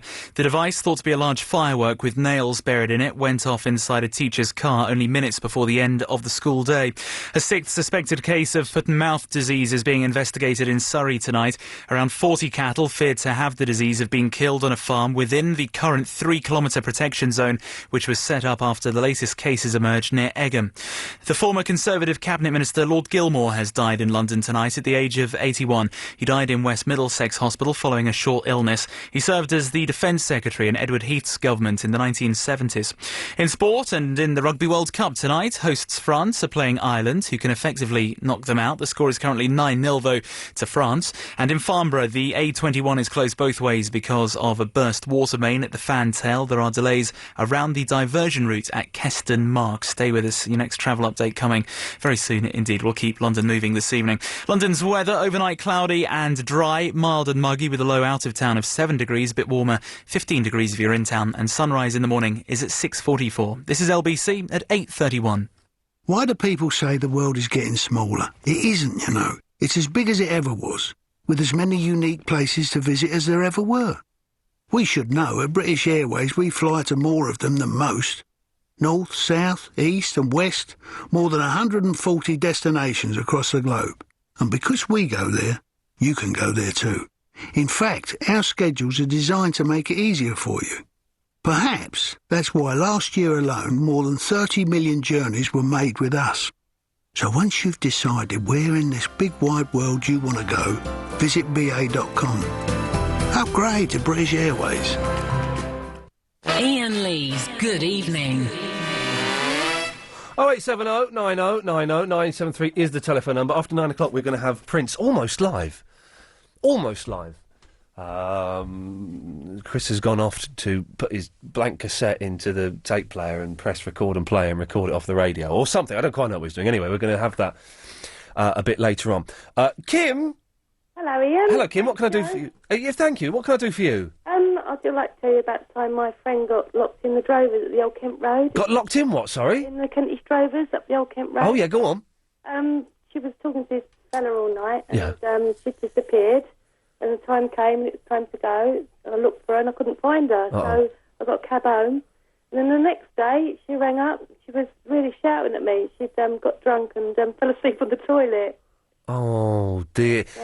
But at what point did she wake up and realise... Well, it was shut, and she was stumbling around the place, and she tried to find the phone. I think she eventually phoned a cab or alerted someone, and they got her out. But if you get stuck in a pub, are you allowed to drink all their booze?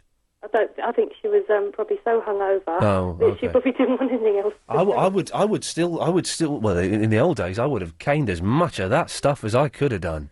I was quite young then, and I think she wanted to go home and go to sleep. Well, Kim, listen, thank you very much for that. Thanks, Ian. There we go. Cheers. We're asking for your stories of where you've been stuck or locked in. You can tell it's nearly the weekend, aren't you? I'm losing the ability to string a sentence together. After that old woman got locked in a public toilet. Why the phone's gone mental? What have I sworn or something? Have I said we're going to give away free cash?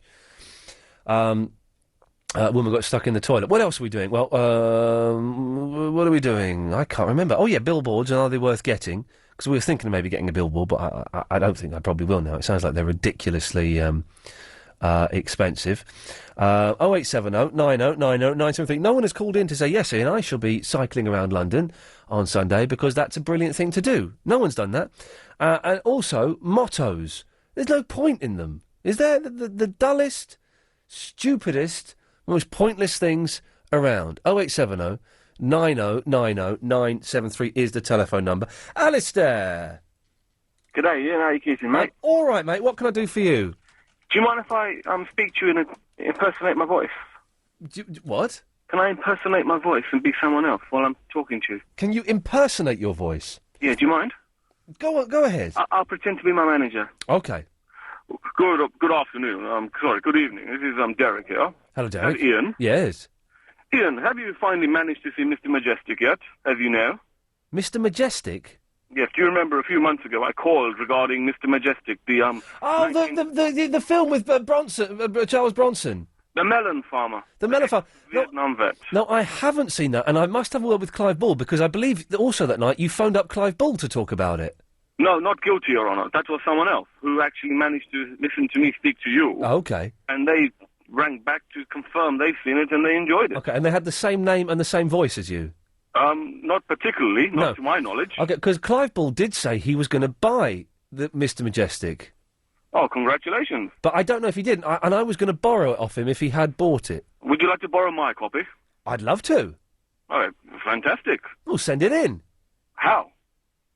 Pigeon mail or hand deliver or what? Pigeon mail. Yes. Or the post. You can do it on the post. Okay, that sounds good to me, sir. Excellent. Well, thanks, Derek. Yeah, but I got one more thing to say. Yes. Regarding the best excuse. Oh, yeah.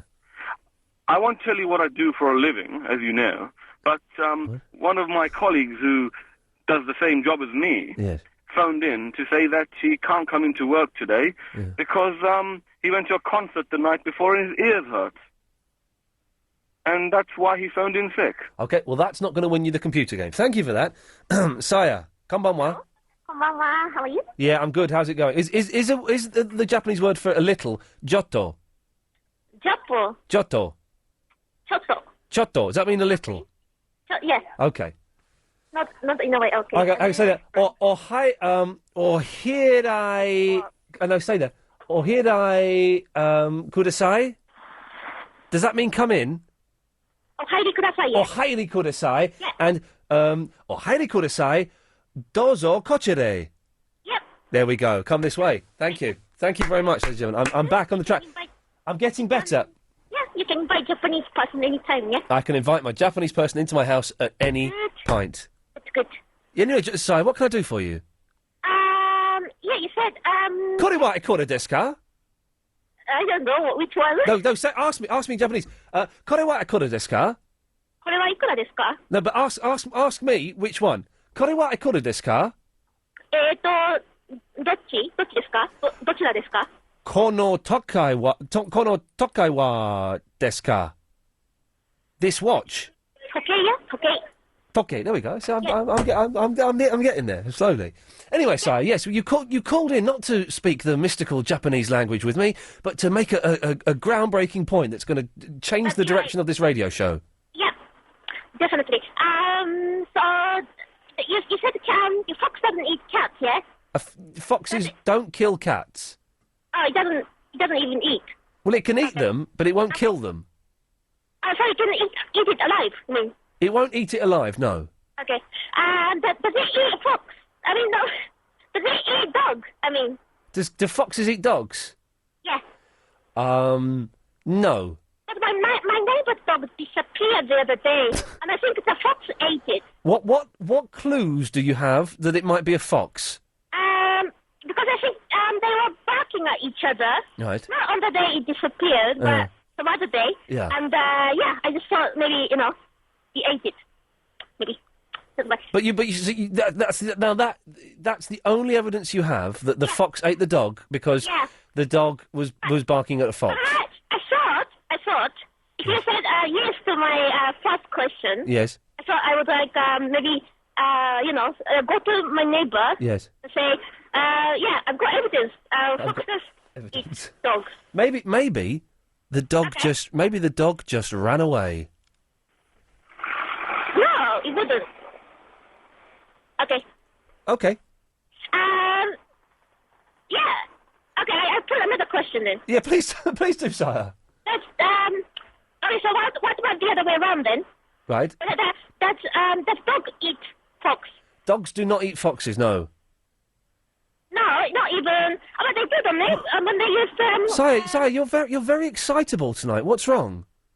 I don't know. I have to talk loudly because I'm on the street. Okay, well, you don't have to talk that loudly, but go on. Does it eat fox? No. Does cat eat fox? Cat does not eat. No, cat doesn't. But it might eat it if it's like if a fox it's like mashed up like a mashed potato. Yes, sire, it might do. I have to go now, sire. Oh, no, why not? Why? Because you're talking about mashed up foxes. Oh, is that bad? Well, it's not bad, but how is a fox ever going to get mashed up? I don't know. Maybe somebody can do it. Hey, here's a question for you. Do they have? Do you know the word motto? Yeah. Do they have mottos in Japan? Like little sayings? Yeah. Like what? Do schools have mottos? Yes. Hang on. I can't think of anything right now. If you just say it suddenly. I think about it, yeah? Have a think about it and let me know. Okay, yeah.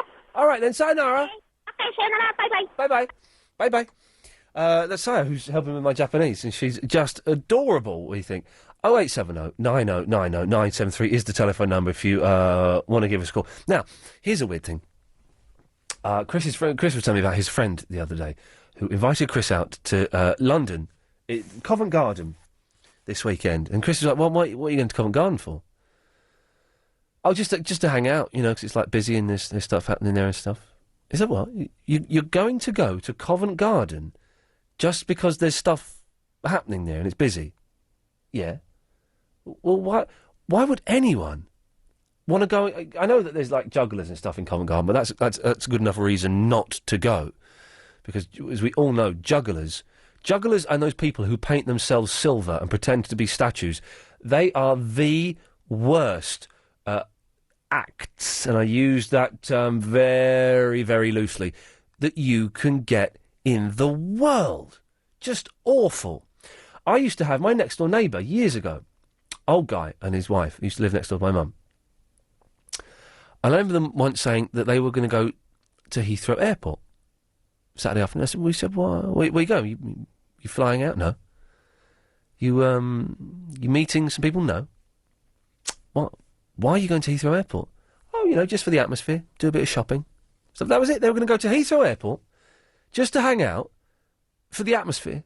Because there are busy people there and people rushing backwards and forwards and, excited. You get to see the wide range of emotions of sad people saying goodbye and happy people meeting up with... That's an odd thing, isn't it? So have you ever gone to somewhere in London just for the buzz of it? 0870 90 90 973 is the telephone number, because it intrigues me that someone would do it. Now, the phones are quite busy at the moment, and also Chris is next door taping Prince off of the telly, so we can play him after 9 o'clock. So do keep trying. You will get through to us eventually. But have you ever gone somewhere that's just a bit busy, not to do any shopping, not to go and get something to eat, not to go and see a show, just to hang out because it's a bit busy? That seems like quite a sad thing to do, really, in the true sense of the word sad. 0870 90 90 973. Iain is in the Farringdon. Iain, you've got an excuse for me, have you? Hello, Iain. Yeah. Well, what it is, my wife, her sister, wore a pair of her shoes out one day. Yeah. And trod in some dog's muck. It happens. of course, and she was so distraught over it that my wife, she took 3 days off work.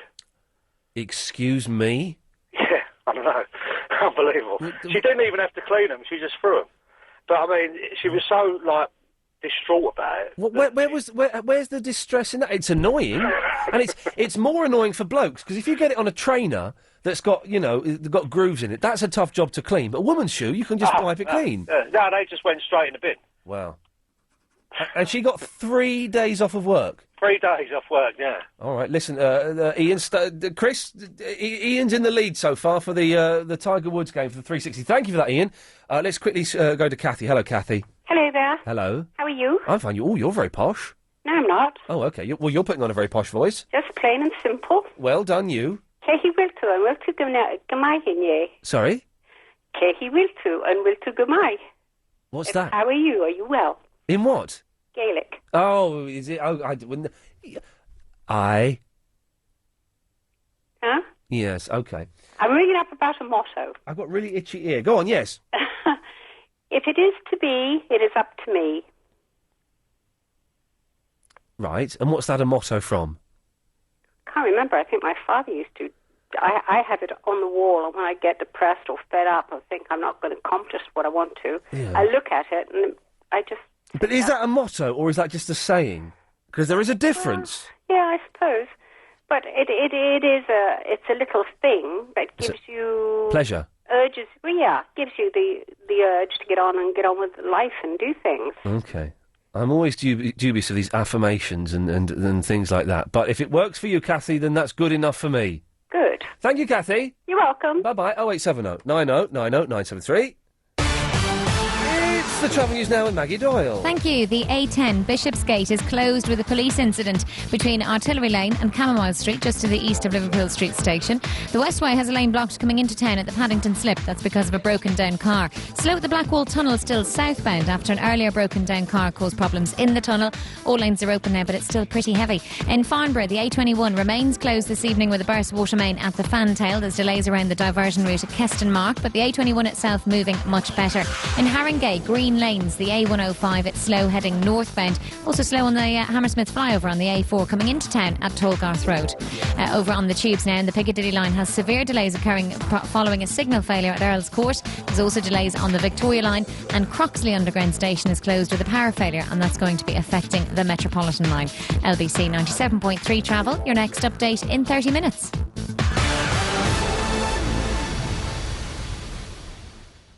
Do you need more time with Nick? Come back to the story that's on so many of your front pages. Or do you want to catch up with Clive? Seems a bizarre story, but apparently it's true. LBC Plus lets you listen again to a whole world of LBC programmes with no interruptions. No secular though, No interruptions. You can listen on your computer or transfer to your iPod or MP3 player to listen on the move. There's a whole archive of LBC programmes for you to choose from. Or you can catch some special features you just won't hear on the radio. You can join from just £2 a month by going to lbc.co.uk and clicking on LBC Plus. LBC Plus. Just click and listen. Wayne Rooney or George Clooney? Robin Van Persie or Robert De Niro? Johnny Wilkinson or Johnny Depp? Now on Sky TV, you've got a choice. For £35 a month, you could get Sky TV with a choice of Sky Sports or movies, plus wireless Sky broadband and the Sky Talk Home phone service. All three for just £35 a month. All you have to decide is John Terry or Halle Berry, Tiger Woods or Jeremy Irons. For our biggest ever season of sport or our greatest ever choice of movies, call 0870 9900. Sky. Believe in better. £30 standard setup cost and BT line rental payable, subject to availability and equipment. Other product and price combinations available. Minimum contract 12 months. Further terms apply. LBC 97.3. Iain Lee's Good Evening. Let's go to Alex in the Pearly. Hello, Alex. Hi, Ian. How are you? Yeah, I'm all right. I'm good. Looking forward to going home and playing a little bit of Rainbow Six for a couple of hours on my Xbox, and then going to bed. Don't blame you at all. That's my evening, and I'm looking forward to it. Excellent. I had a little tip for your cat problem. Oh, which one? I've got loads of cat problems. I've got a cat that screams like a baby, one that's got teeth falling out, and one that's ripped the shreds out of me. Get your 9 into the box. Okay, go on. You leave it open by its food for a couple of days before you're due to go to the vet. Yeah. And I'm presuming it has a favourite food and a normal food. Yes. Yes, just give it the normal food for the first few days in the box. Oh, And then the okay. day you need to go to the vets, you give it the favourite food in the box. Oh, now that could work. And so it goes in there. Once it goes in there, wallop, you put the door down, Yeah. it's in. That's the one. It works for both of mine every time, and they fall for it. They're so stupid. They don't remember. That, Alex, is an obvious but yet a genius idea. Yeah, well, I can't remember if it was mine initially or not. But I'm going to have a go. The problem is it's my mum's cat, and so I'm going there on Thursday, and that's it. And she won't be able to do that herself because Oh, I see. things are a little bit tricky. But I shall certainly have a go on Thursday. And failing that, Yeah. boot up the bum and it will get it in there. Well, I mean, as I said, it works for mine every time. Yeah, Alex, thank you for that tip, mate. Much No appreciated. problem, no Cheers, problem. fella. Have a good Bye-bye. weekend, you. Take Take care. care. Bye-bye. It's G-Man Jr. Good evening. Good evening. And how are you this morning? Good. Good. How's your niece? Yeah, she's beautiful. And my little nephew has been looking up. Right, he's 2.5. Okay, my sister took the baby to nursery so she could show off. To show off. And all the little kids, all the little 2 and 3 year olds are like crowding around and go, "Oh, look, it's a little baby." And my nephew Dylan, he's like, "Don't touch, she's my baby, don't touch." And making sure everyone stands back and clears the space around her. He's apparently he's looking after her and he's doing a sterling job for a little 2.5. Older brother job. Yeah, I can't wait to see the two of them together. Yeah. Does the niece have a name yet? Pepper. Oh, well, that's very nice. It is very nice. It's one of those you go, but I love it. I think it's absolutely beautiful and it suits her. So yeah, it's all very exciting. Of all the condiments, that's the best one to be It made of. certainly is. Unlike my cousin Vinegar. Oh God. But no, she's a beautiful little girl and your great aunt horseradish. Exactly. Now, you had been talking about mottos. Yes. This isn't really a motto, but it's a phrase I like to use from time to time. Yeah. When somebody says to me, "You've been lying," I say, "I don't lie. I willfully participate in the giving of misinformation." Oh, no, those are clever words. And I just think I heard it. I have to admit, I heard it on the X-Files. I never saw the X-Files. Was it any good? Yeah. It was all right. I saw the last episode of Series 1 of Battlestar Galactica today. It made me cry. Yeah, when obviously without giving too much away. No, do you know what? We can give it away because if anyone hasn't seen Series 1 of Battlestar Galactica, do switch off for 3 minutes because we're going to do it. When it was, I thought she's pregnant. Okay, we'll go along with that. Yeah. But when Adama gets shot. And he shakes the hand of the first one. Congratulations, thank you, sir. Congratulations, thank you, sir. You don't see it coming. Oh, you don't at all, and it's superb. So I need to I need to get Series 2. You need to get Series 2. Can I tell you that halfway through Series 2, something else happens that will just make you go, what? Hey, am I the only person that thinks the president in that is really sexy? Laura Roslin. I don't, who knows what her name is? Like, she's wearing those silk blouses. I think sexy older woman. She's the president. Oh yes, please. It's got to be it's got to be the blonde Cylon for me. Oh, she's nice. And I quite like Starbuck. Yeah, well, yeah, feisty. Yeah, feisty. Feisty. Would probably punch you, then kiss you. Well, it's a good fight between the two of them. That's just superb. And Gaius has gone. Gaius has seen it. But anyway, I'm just into Series 3, so I won't talk about it for that. But just to say, it gets good. Oh, it gets good. Fantastic. So what else? What have your other topics been this evening? I must admit, I've only been listening recently. Okay, well, now's a good time. A darn good. It's an unconventional time, but it's a good time to recap. Okay, so. Ever been locked in or stuck in something? This is because there was a story of an old lady being stuck in the loo all night. No, I don't think I have. Okay, well, let's go through them and you can tick off which ones you can do. Yeah. So, will you be taking part? Oh, by the way, people are calling in, but Chris is downstairs, so do keep calling, but he's off. Tea? No, he's off recording Prince for us. We're going to play Prince live. Oh, brilliant. Brackets, almost, close brackets, after 9 o'clock. That's fantastic. Yeah, no, we're nicking it from Sky. I don't know if Sky know that, but we're taping it off the telly and we're going to play it. I won't tell them if you would. So, are you going to be taking part in the cyclothon on Sunday, where they're closing down London so that a load of idiots can ride around on bicycles? Nope. No, you're not doing that? Not going to do that. Do you know anything about cats losing teeth? No, I'm allergic to cats, I'm afraid. Okay, I do like them, but I'm allergic. The whole cats thing is off. Okay, here's one. Okay, here's one that we haven't done yet. Do you like hanging out in busy places in London just for the buzz of it, or have you ever been to Heathrow even though you weren't flying or picking anyone up just to hang out there? No, not been to Heathrow, but have kind of hung out in places. There's a Smolenski's on Charing Cross Road. There's a what? And Smolenski's like a bar. Right. It's like a piano bar. Yeah. And occasionally been in there just because there's a lot of people in there. Yeah. And felt like maybe some of them could be my friends. Well, did you have a drink, though? Yeah. Well, that's having a drink. That's slightly different. Yeah. If you'd have just gone in there and sat there like a sad old man... Oh, no. I mean, I've gone That in would there have and been bought a pathetic. drink and Well done, you. Yeah. Okay. Well done, you. Okay, there's that one. Is that the list, or? No, I've got one. Okay. Well, this isn't really a topic. This was just me showing off that I've come up with a brilliant business idea. All right. Can I pretend I'm one of the dragons or something? Okay. Okay.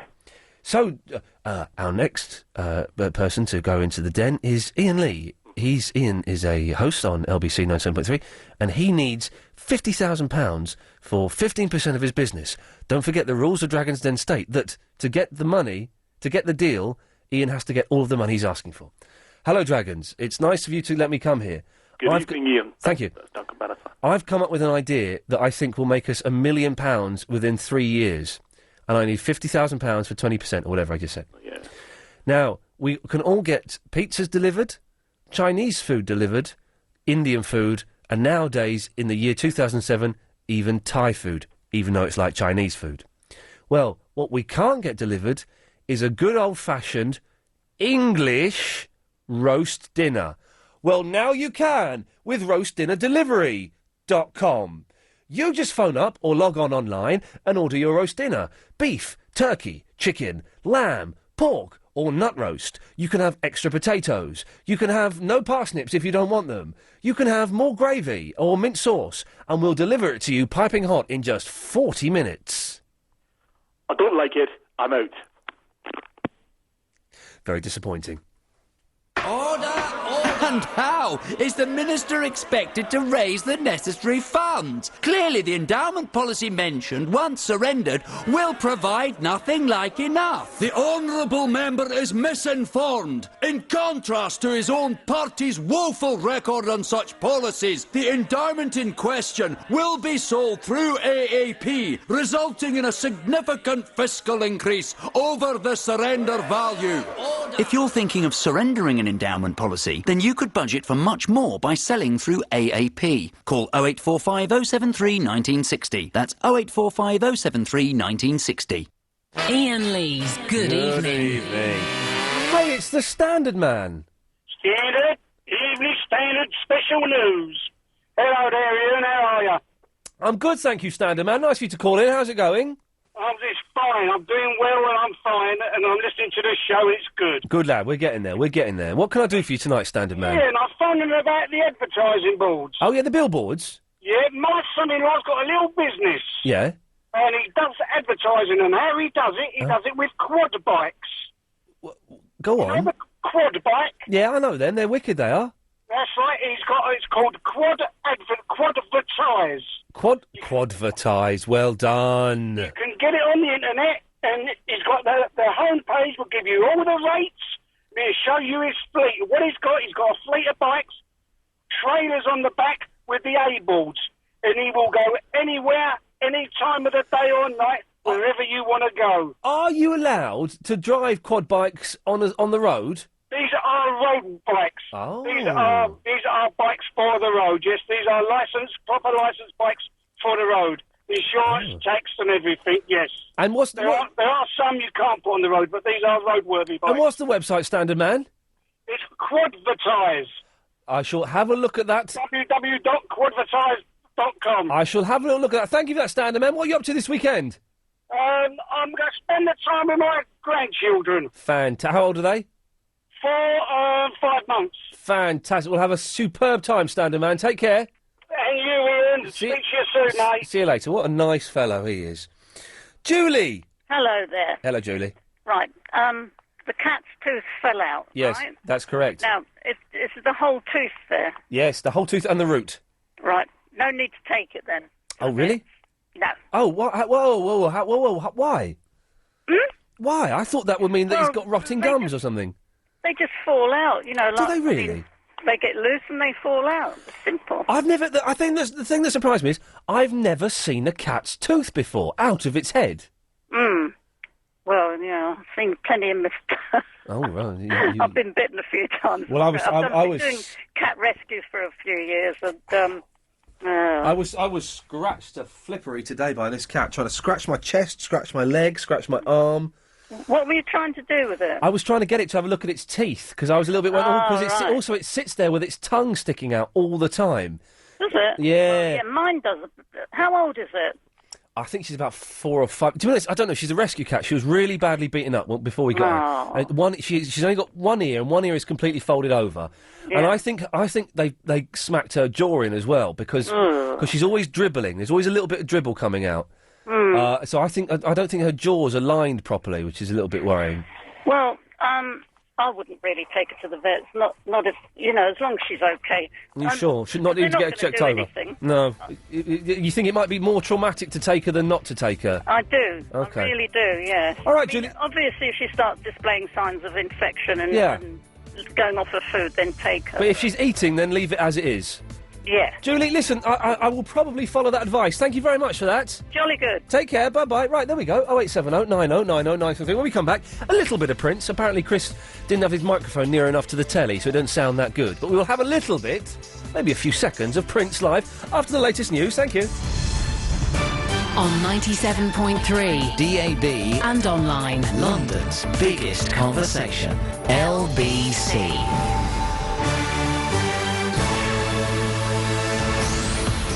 At 9, police investigate a homemade nail bomb at a school in Liverpool. Vets check another suspected case of foot and mouth in Surrey.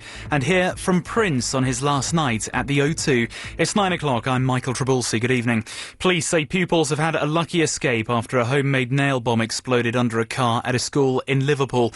The device, thought to be a large firework with nails buried in it, went off inside a teacher's car only minutes before the end of the school day. Sky's Mike McCarthy says youngsters were evacuated quickly. We're told by eyewitnesses who saw what was going on earlier at 10 to 3 this afternoon that the school was evacuated and pupils were taken away in their PE kit. Obviously, a lot of shocked and concerned parents here at the moment. A sixth suspected case of foot and mouth disease is being investigated in Surrey. Around 40 cattle feared to have the disease have been killed on a farm within the current 3-kilometre protection zone, which was set up after the latest cases emerged near Egham. Tests are being carried out on the animals, but results haven't been received back yet.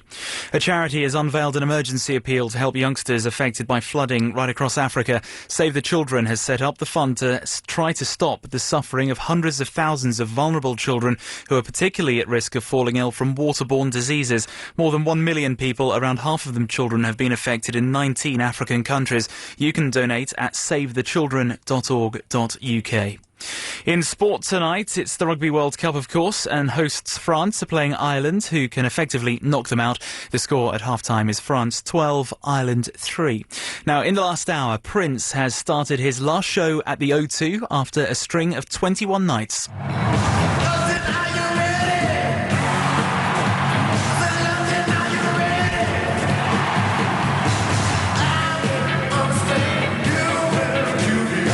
Well, 378,000 people will have seen him play in the former Millennium Dome by the end of this evening. The Daily Telegraph's music critic Neil McCormack says Prince in London should be a regular feature. You just see the showmanship and the commitment and excitement. See London, notoriously unfunky London, jumping up and down is just a thrill in itself. You watch that. I've seen 2 of those shows, and tonight is the last night, the last of the 21 nights on the 21st, and now I'm sad. You should be playing there every night, so you could just pop down and think, I'll go and see Prince today. If you're away from your radio and want to stay in touch with the latest news, weather and travel, you can call 0901 723 6666. Calls cost 35 pence a minute from a BT landline. Other networks and mobile rates may vary.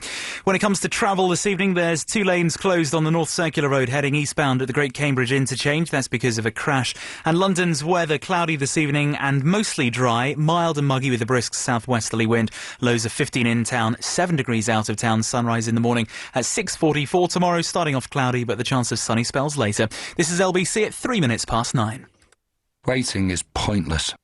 It's biting your nails, tapping your foot. No one wants to be waiting's mate. It's a bus stop in the rain, standing 10 deep at the bar. It's a delivery slot between 9 a.m. and 4 p.m. Waiting for the latest mobile phone isn't Vodafone's idea of fun. Pick up the exclusive Nokia 6110 Navigator with GPS in store before anyone else, and even walk out talking on it fully charged. Waiting? What a waste. Vodafone. Make the most of now. LBC 97.3. Iain Lee's Good Evening. Good evening.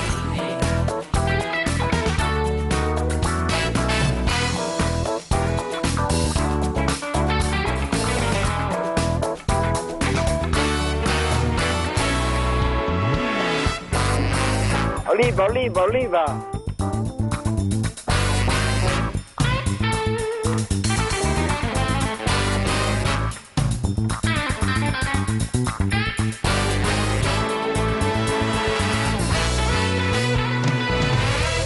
Ah, 55 minutes away from my weekend starting. I've got both.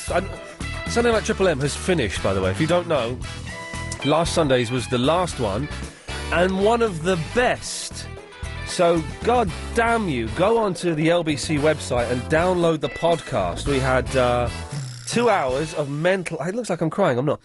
2 hours of mental people calling in. Then the last hour we had a Japanese band in the studio and Kurikorda Quartet, another Japanese band, on the phone from Tokyo. Just fantastic. But it's finished now, so Nick Abbott's in for the next couple of weeks, and then who knows what's happening. Well, I do, but I don't know if it's up for me to say, so I won't. Anyway... you can give us a call this evening. We're talking about all of the things we're talking about. Cycling. No one. I'm surprised by this. That no one has called in to say, yeah, well, Iain, you're being unfair. I'm going to be doing the silly London cycle thing on Sunday when the whole of London has been closed down. No one has called up to say that. And that just seems ridiculous. Because London is closing down for a load of flipping idiots on bikes. Oh, man, cyclists. Does my head in. Really does. Also, softuk.com have given us a copy of Tiger Woods for the Xbox 360 to give away.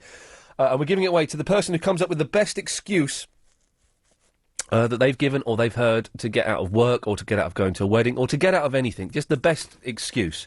And so far, Iain in the Farringdon is in the lead. His wife had 3 days off work because she trod in some dog's muck.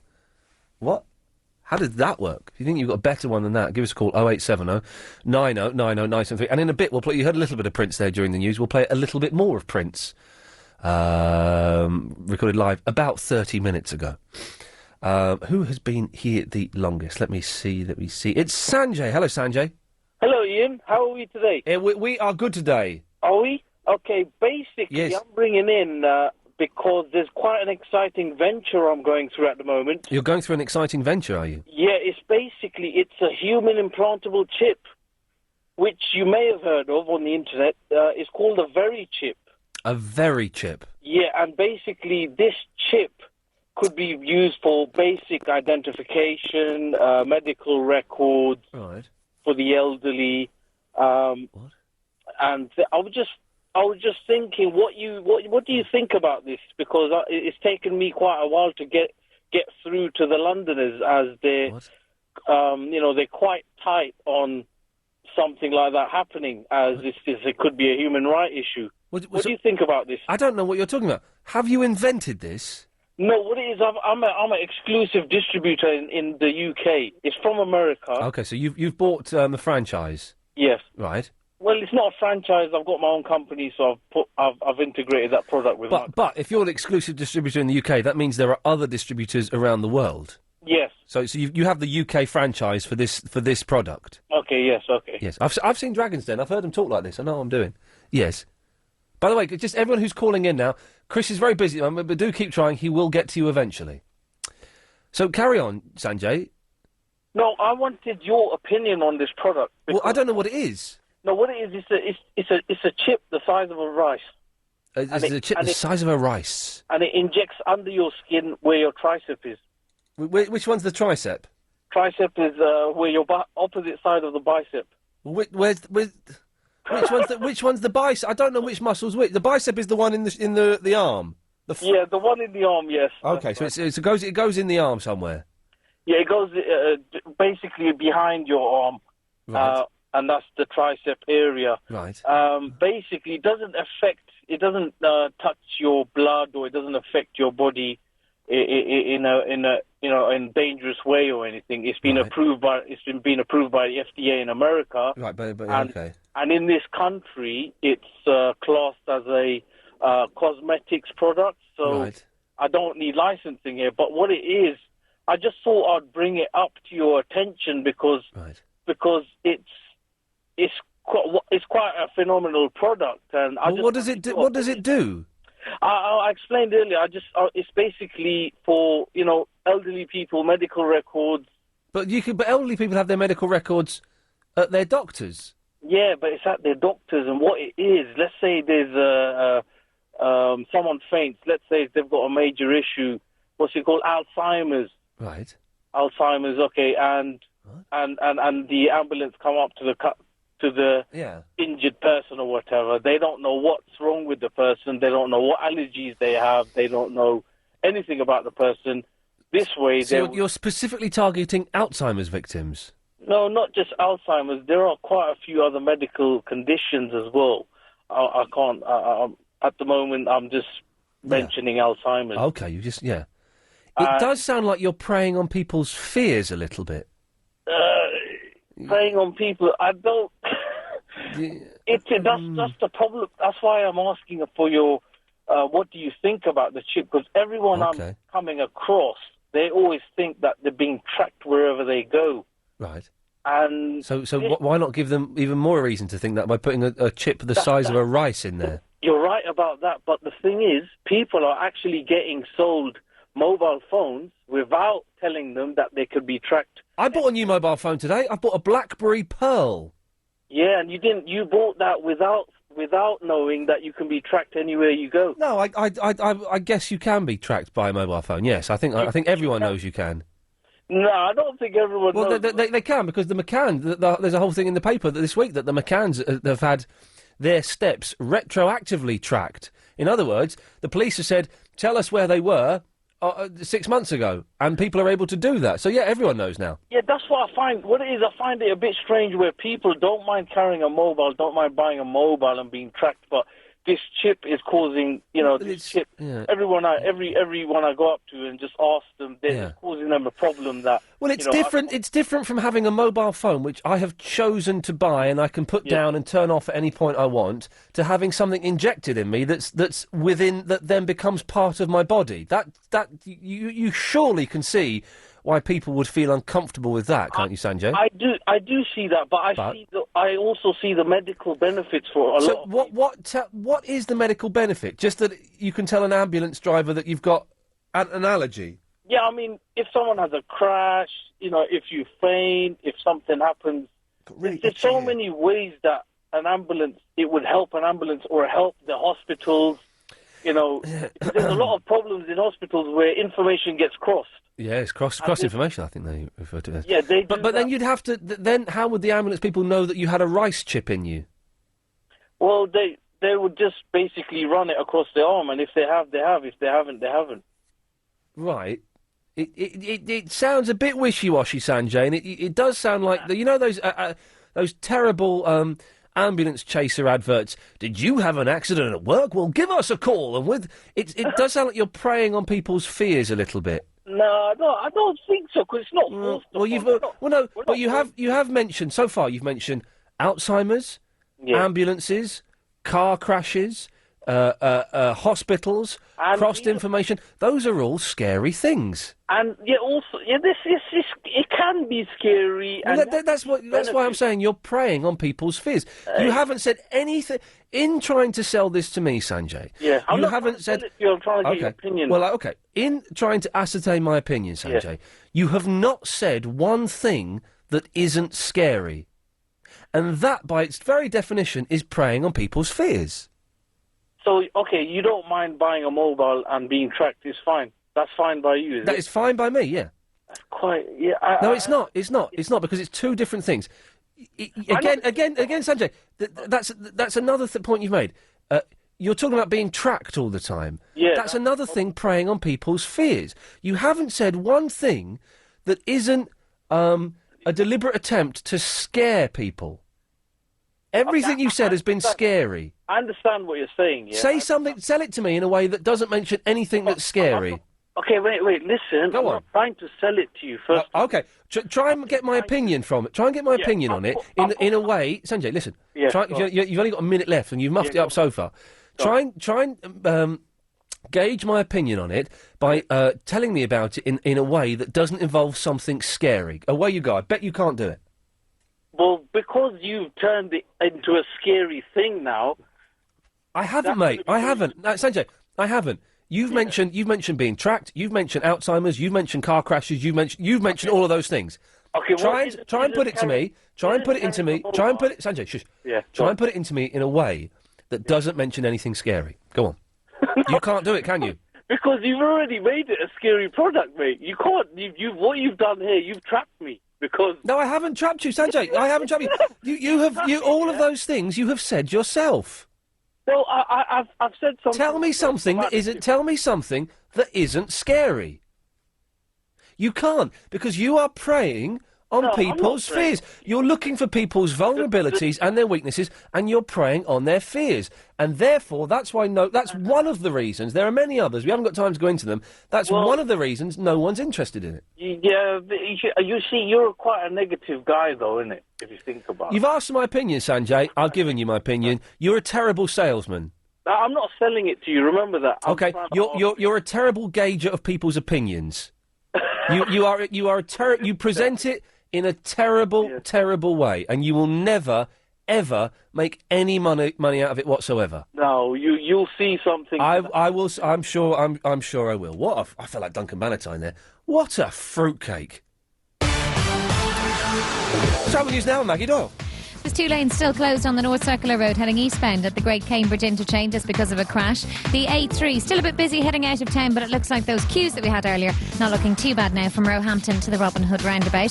The Westway at Paddington Slip, that broken down car has now been removed, so all delays have cleared, and it's looking a lot better now on the Blackwall Tunnel southbound after earlier delays because of a broken down car. In Farnborough, the A21 is still closed both ways with a burst water main at Clantail, and it's a bit slow moving around the diversion route at Keston Mark. In Haringey, Green Lanes, the A105 is slow heading northbound, and in Egham, Windsor Road, the A308 is closed due to a police incident between the A30 Runnymede Road and Runnymede roundabout, I should say, and Priest Hill. Over on the tubes, the Piccadilly line has severe delays because of a signal failure at Earl's Court. There's also delays on the Victoria line, and Croxley Underground Station is closed because of a power failure, and that's affecting the Metropolitan lines. No problems on the trains, but you can check out this weekend's engineering work on the tubes and the trains on the LBC website, lbc.co.uk. LBC 97.3 travel. Your next update in 30 minutes. Some things just go together. Fish and chips, gin and tonic, Ant and Deck. But what goes with you? If you're yet to find your perfect partner and you're bored of looking in bars and fed up with your friends' mates, maybe it's time to try meeting new people from the comfort of your own home with LBC Dating. It's a fast, easy way to meet people just like you. It's free to join and upload your own profile and look through other profiles to find your perfect partner. Become a member today by going to lbcdating.com. Find your perfect date with LBC Dating.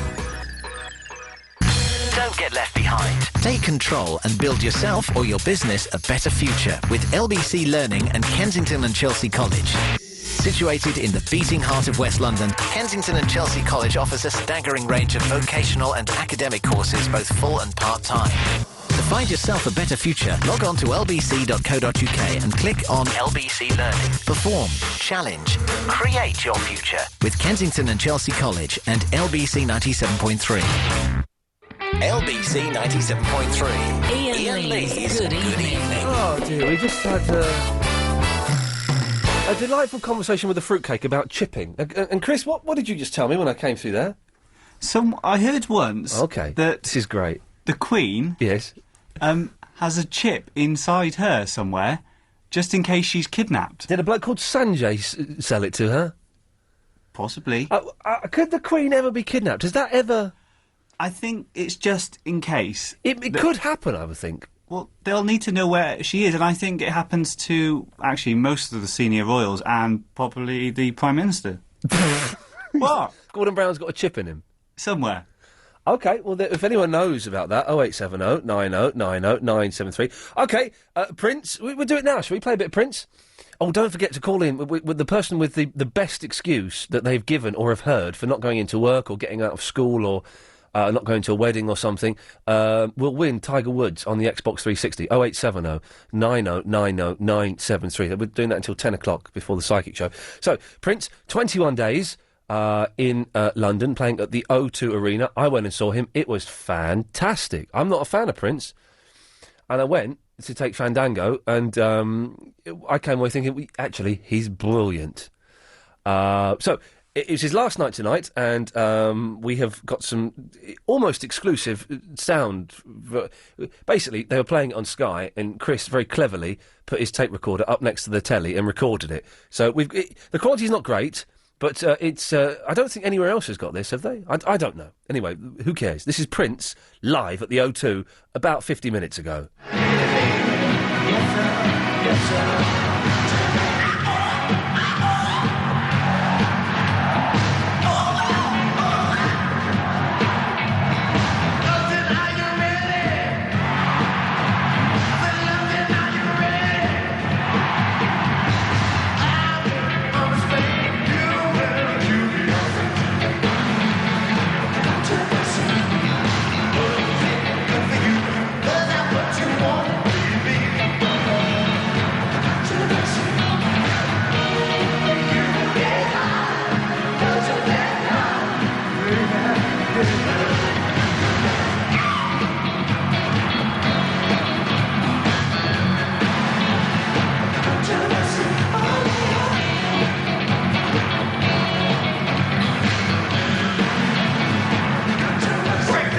It's like we're playing bootlegs on LBC now. I've got better quality Beatles recordings than this. What song is it? I don't know.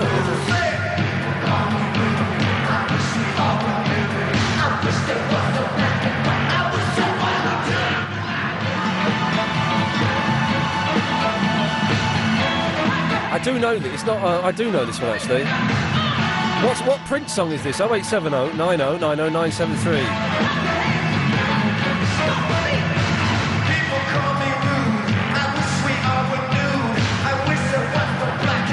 I do know this one.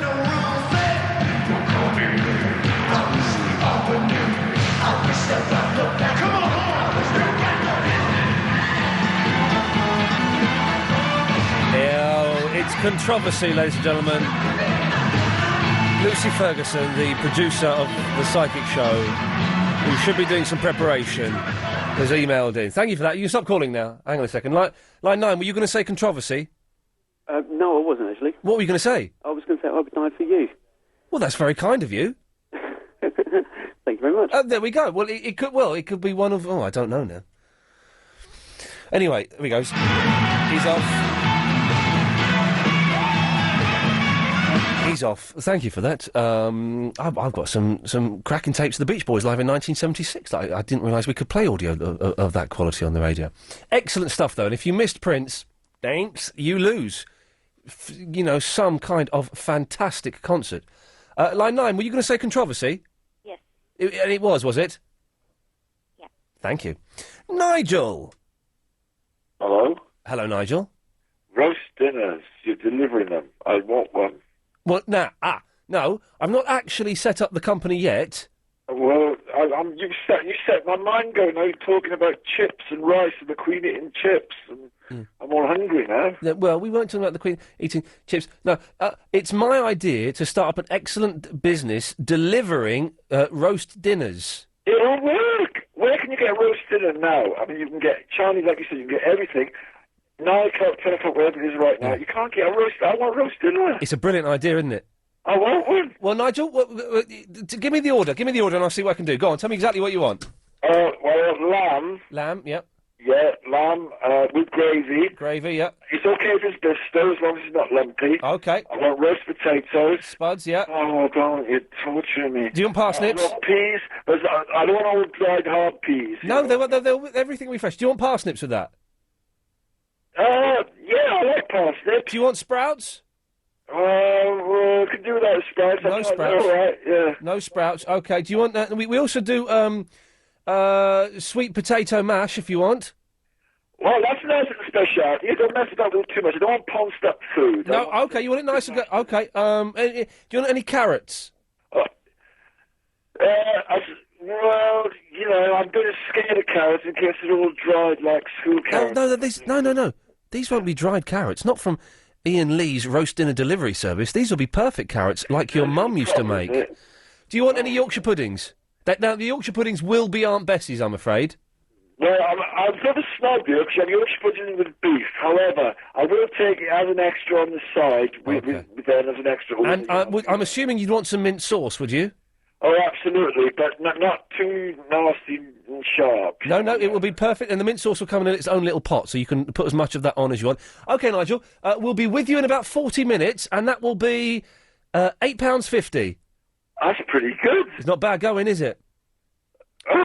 We'll be round just after 10 o'clock, Nigel. That's lovely. I've got an oven at see, so that'd be fantastic. OK, we'll see you just after 10. Thank you, sir. Thank you. Bye-bye. So I could do that. When this all goes wrong, and it will all go wrong, there's no denying it, this will all go wrong one day, and I can't be here forever, surely. Surely someone at some point will work and go, hang on a minute, this guy's rubbish, let's sack him. I don't know, but when it does happen, that's what I'm doing, is I'm opening the Iain Lee's roast dinner delivery service, and boy, it's going to be good. John. Hello, mate. Hello, John. I'll tell you something scary. Go on, then. Oh, hang on Not as scary as Ranjit, whatever his name was. Hang on a second. If it's where's the? I think we can do. We're allowed to do this now. Yeah. Okay. So we've got something scary. Away you go. Right. No, it's not that scary. Right. Oh, okay. Well, I'll stop the music then. Right. All right. You got the same name as my wife. Iain Lee. No, it's not Iain. It's not Lee. Well, then I'll stop you there, sir. Those are my names. Well, no. It's how can I put here? Right, President Mugabe's name spelt backwards is Ebar Gum. Right. Right. So the letters of your name are the same, exactly the same in amount. Elaine. How'd you work that out? Well, because it's an anagram of Iain Lee. It was sort of, except you've got an extra I, because I spell it I-A-I-N. Oh, well, so it doesn't really work at all, does it? I'll wait you 20 minutes for that. That's a shame, John. Never mind. Lorna. Hello. Hello, Lorna. I want to talk to you about your cat's teeth and getting it in the basket. OK, go on. I don't really agree with you, Lee. I think it does need to go to the vet. Oh, OK. Because it's probably got swollen gums and infection. Yeah. And that's why it's dribbling, and it will swallow the poison and it can infect its internal organs. Oh, crap. We don't want that. OK, so it does need to go to the vet, really. Does need to go to the vet. We can do that. OK. And I know, is your cat basket a top loader or a side loader? It's a front loader. Ah, well, they're more awkward. It's easier if you've got a top loader, but if you've got a front loader, what you can do... Chris is looking at me, he hasn't got a clue what we're talking about now, but I know exactly what we're talking about. OK. Yeah. Well, the last person that talked about putting the food in, that is a good idea. Yeah. But if you tip the basket on its end so that the door opening is facing up... Yeah. Yeah. And hold the cat gently by the scruff of the neck while you're supporting it under its front legs on its chest. Yeah. And drop it in and close the lid. That way it can't scrabble. I cannot tell you how... I've never dealt with a cat that scrabbles as much as... we've never been able to pick her up. No one has ever picked this cat up before. I mean, the thing is to just be very calm before you pick her up, because they know you're not calm. Yeah. And stroke her behind the ears, give her a little scratch behind the ears. I've got a make scar. her feel nice. Then just gently get her by the scruff while you're supporting her under her front leg. OK. Her in. Yeah, that's... Be very determined about it. Well, I'm doing it Thursday, so Thursday's show will be all about the fight to get the cat in. Oh, and, don't make it a fight. Just be very calm, gentle. and then she'll be calm. I need to lock her in a room as well. You need to shut the door Yeah. so you're not ending up chasing around the room trying to get hold of her. I've done that before with my cat. You've got to be careful. Yeah. All right, Lorna, well, listen, thank you for that. I think I am going to take her in. Always better to be safe than sorry, with little cat, so... Yeah, I think you should, because she's probably in pain as well with her gums. Yeah, poor little girl. All right, Lorna, thanks for that. Right, that's all right. Bye. Cheers, bye-bye. OK, we'll have a little recap after past of everything that we've been talking about so far in the show. So if you've just tuned in and you don't know what the hell we're talking about, keep listening, and in about 5 minutes I shall recap and let you know. Believe it or not, there was actually some quite serious stuff that we were talking about. It may have got lost slightly in the seeming triviality of cats and microchips, but never mind. Philip! Good evening, Ian. Hello, Philip. Has LBC got a serene room? A serene room? Yes. No. In our local paper today, it says my local council has got a serene room where their workers can go and they can reflect or contemplate. Does it play dolphin music and stuff? I don't know. It says that it's 6 metres by 5 metres. Oh, that's not that big, is it? Yeah, and the funny thing about it is they haven't put any stuff, any furniture in there. And I wondered how widespread it was. You know, whether any other council, and maybe whether has LBC got one where you could go after the programme in the room? No, I go straight home. Well, that's right. I mean, but instead you could go in there for 10 minutes and chill out. You know, reflect and meditate with Chris, or and do what? Or meditate. Meditate with Chris. No, I don't think there's going to be anything like that going on here, Philip. No. I mean, you know, I didn't know whether any offices in London have got them, or whether it's a. I mean, when I read it, I thought, well, I mean, if they said it's right by where you pay your council tax So, as well. Philip, very quickly before we go to the news, whereabouts do they have this serene room? It's in Croydon, right where you pay the council tax. Philip, listen, I've got to go, but thank you for that, mate. Good to talk to you. See you later. Well, okay, well, there's something. Is there anywhere in London, either in a home or a business or a workplace or anything, that has got a serene room? 0870 9090 973. I took the inside track. I took the inside track. I took the inside track. Over 65,000 people have attended Inside Track's free introductory workshop since 2002 to see how they could profit from property without going round the houses. Inside Track 0870 1244 614 or insidetrack.co.uk. On 97.3 DAB and online. London's biggest conversation. LBC.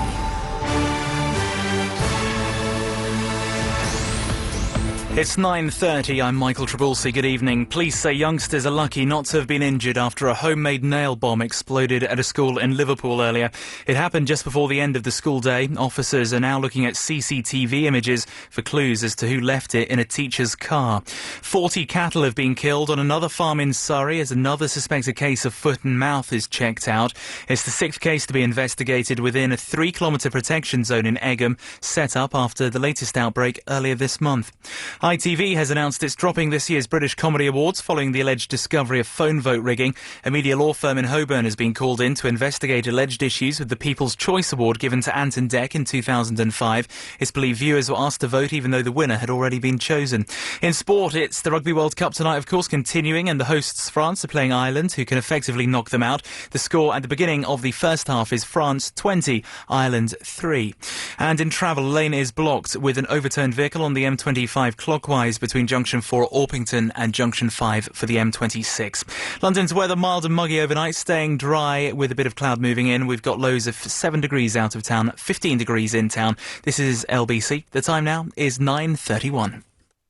I've decided to go part-time, Joe. What? I think most people thought you were already. Cheek! Tax credits are flexible and adapt to changes in your life. So if you've got some news, like a change to the number of hours you normally work, share it with us. That way, we can make sure you know where you stand with your payments. Tax credits from Revenue and Customs. Give us a call on 0845 300 3900. Iain Lee's Good Evening. OK, so we're here till 10 o'clock, then it's the Psychic Show. What have we talked about so far? Well, everyone seems to think a big thumbs up for my idea of roast dinner delivery. You order a roast dinner, you phone up, you order it, you get it within 40 minutes, and it's good quality. The way your mum used to make it. Does anybody just go like to hang out in busy places in London just for the buzz of it?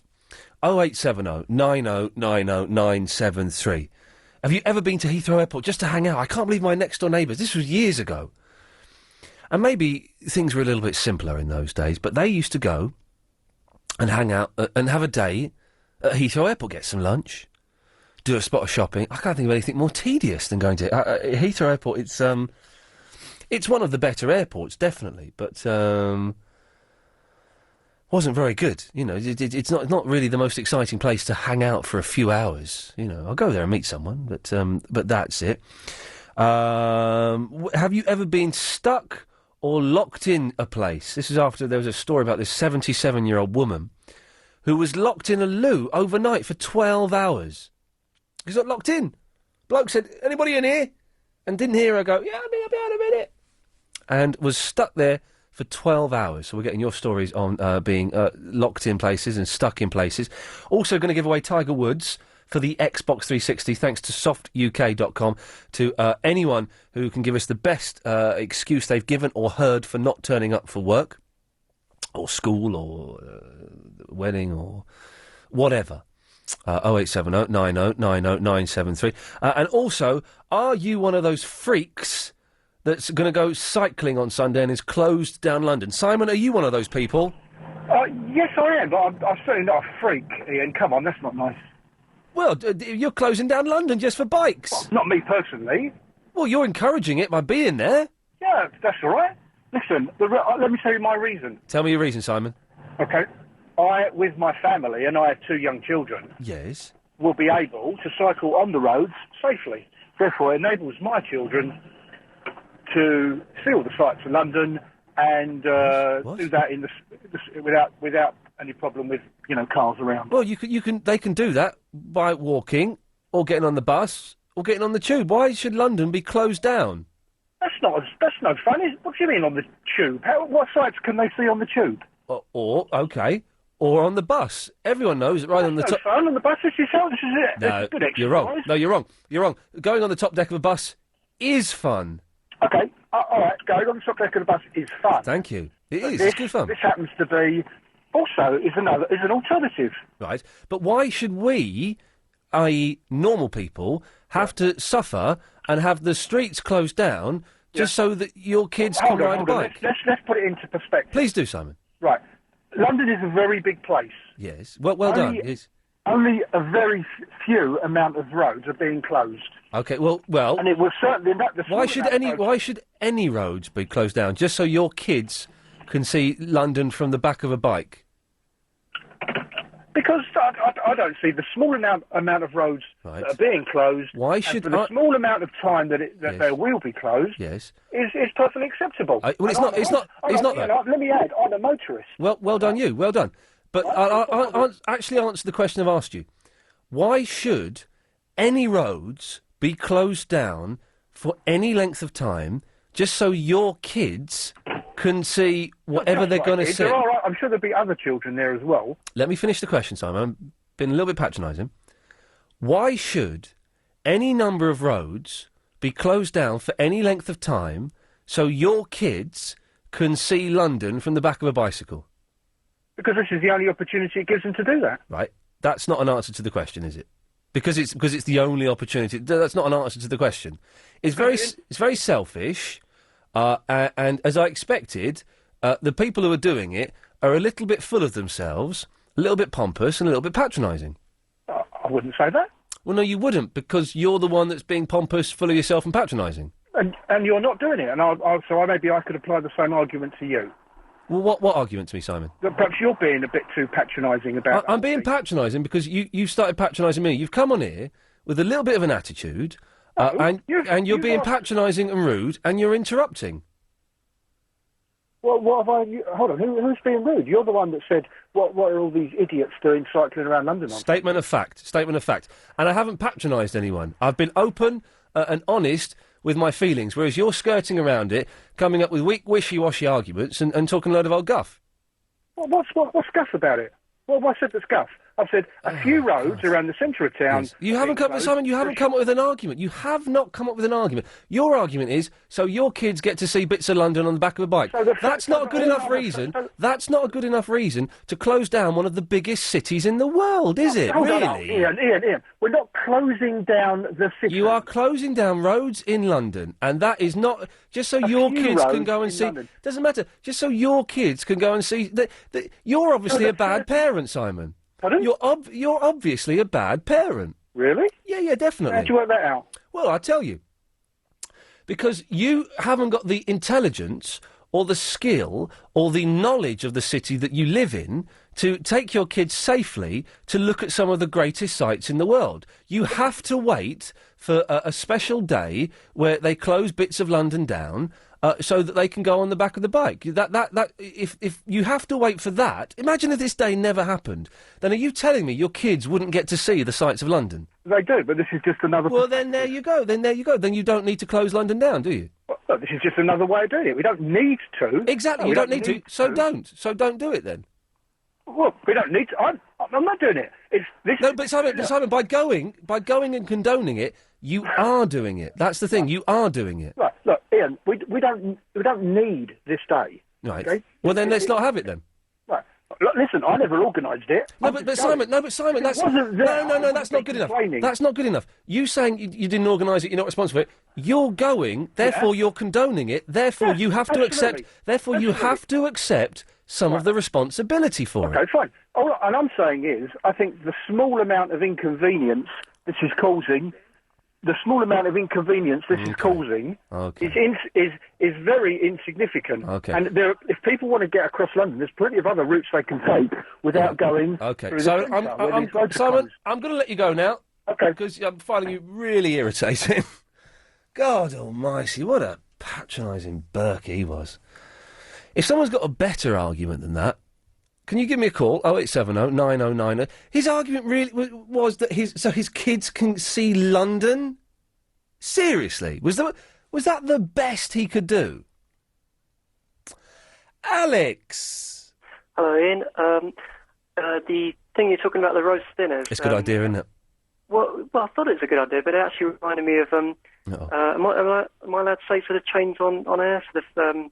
Why the hell not? Are you going to say bad things about them? No, I'm not going to say that. Then No, I work in London Bridge, and there's a chain called Fuzzy's Grub that it's not quite like your idea, but it's very, very similar. They do roast dinners that you sort of can take away in a box instead of taking away sandwiches. They actually do a roast dinner, bung it all in a box, and then you take it away. Right.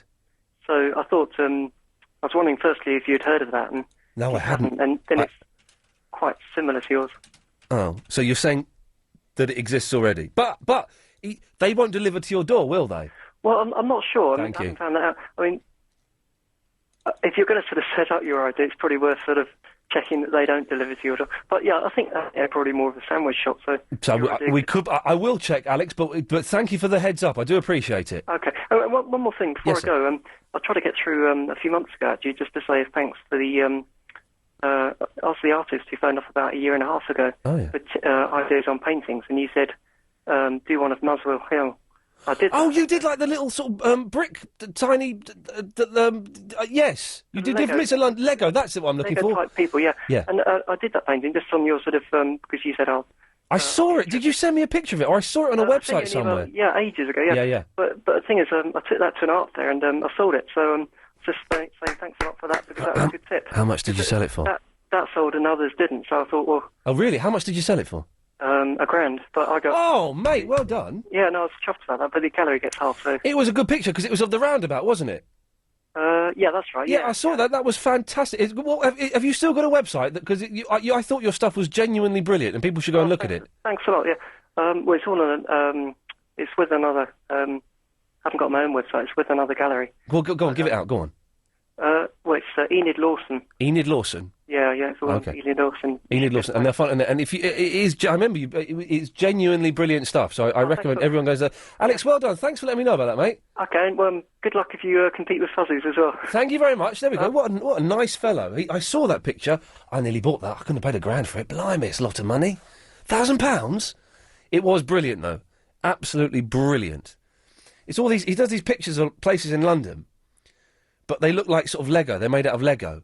They're absolutely fantastic. April. Hello. Hello, April. I'm sorry, I'm really nervous. Oh, well, why are you nervous? I'm a nervous person. And it is nerve-wracking phoning the radio. I've done it before, and I've been terrified. Yeah, it don't matter. I can tell you, there's almost literally nobody listening right now. Okay. There's only about 8 people listening, so, you know. Okay, so they're going to hear my boring story. Yeah, well, I'll hear your boring story. Go on. It's very brief. What have you got for me? It was just an excuse. Yeah. When I was at school, Oh, yeah. I said I didn't turn up because I spilled pot noodle on my cat and I had to take it to the vet. Oh, hang on a second. You didn't go to school and you told them that you'd spilt pot noodle on the cat and had to take it to the vet. Excuse me. And did they believe that?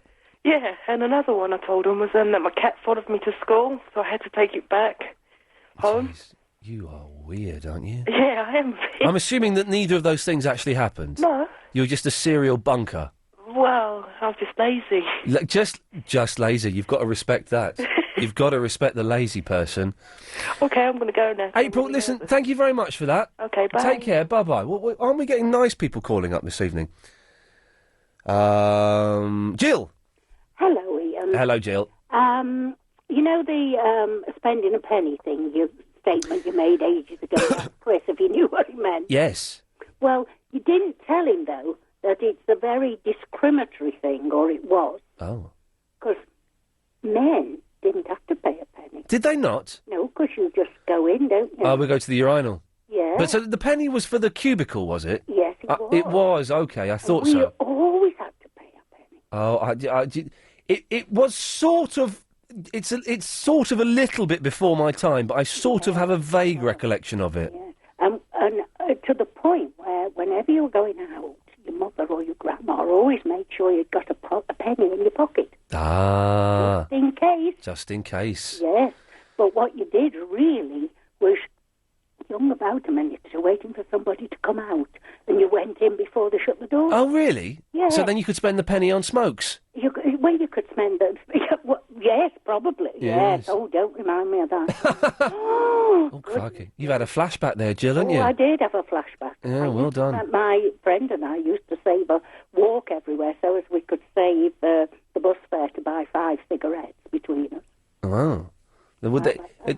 How about that? Isn't that worth it? Oh, it was. You naughty Jill. But nice. We didn't know then, hey. You'd go to the doctor's. Yeah. And He'd be having a fag. And he'd say, you'd sit down and he'd offer you a cigarette and he'd say, have a cigarette, you'll feel better. Isn't that aren't the old days great? The doctor would offer you a fag. And you always would be sitting there with a fag on. I think and I could be wrong, but I think I remember going to the doctor as a kid and the doctor having a fag on. Yes. I'm sure I remember it. Probably. They did. But, I mean, I persevered with smoking a long time after it became... deadly. While they were after they were telling us how bad it was for us. And I always used to say, I'm not giving it up, because one day they'll probably say... It's good for you. If they hadn't given up smoking, they wouldn't all be dying with such and such, and I wasn't taking the risk.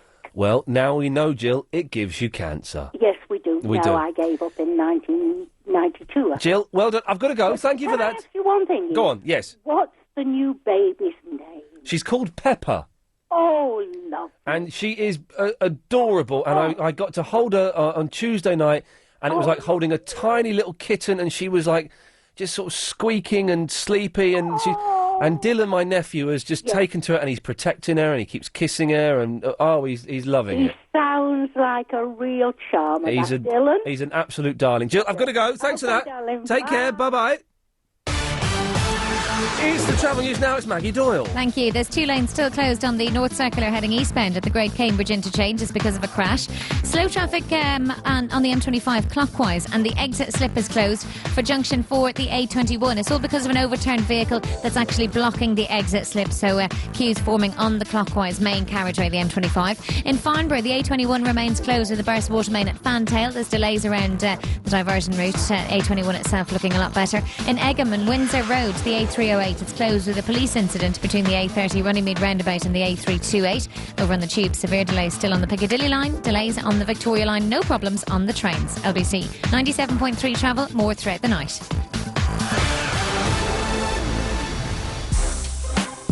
The Weekend on LBC 97.3. Carol McGiffin. Are you single? You're a single woman. What skills do you have as a single woman?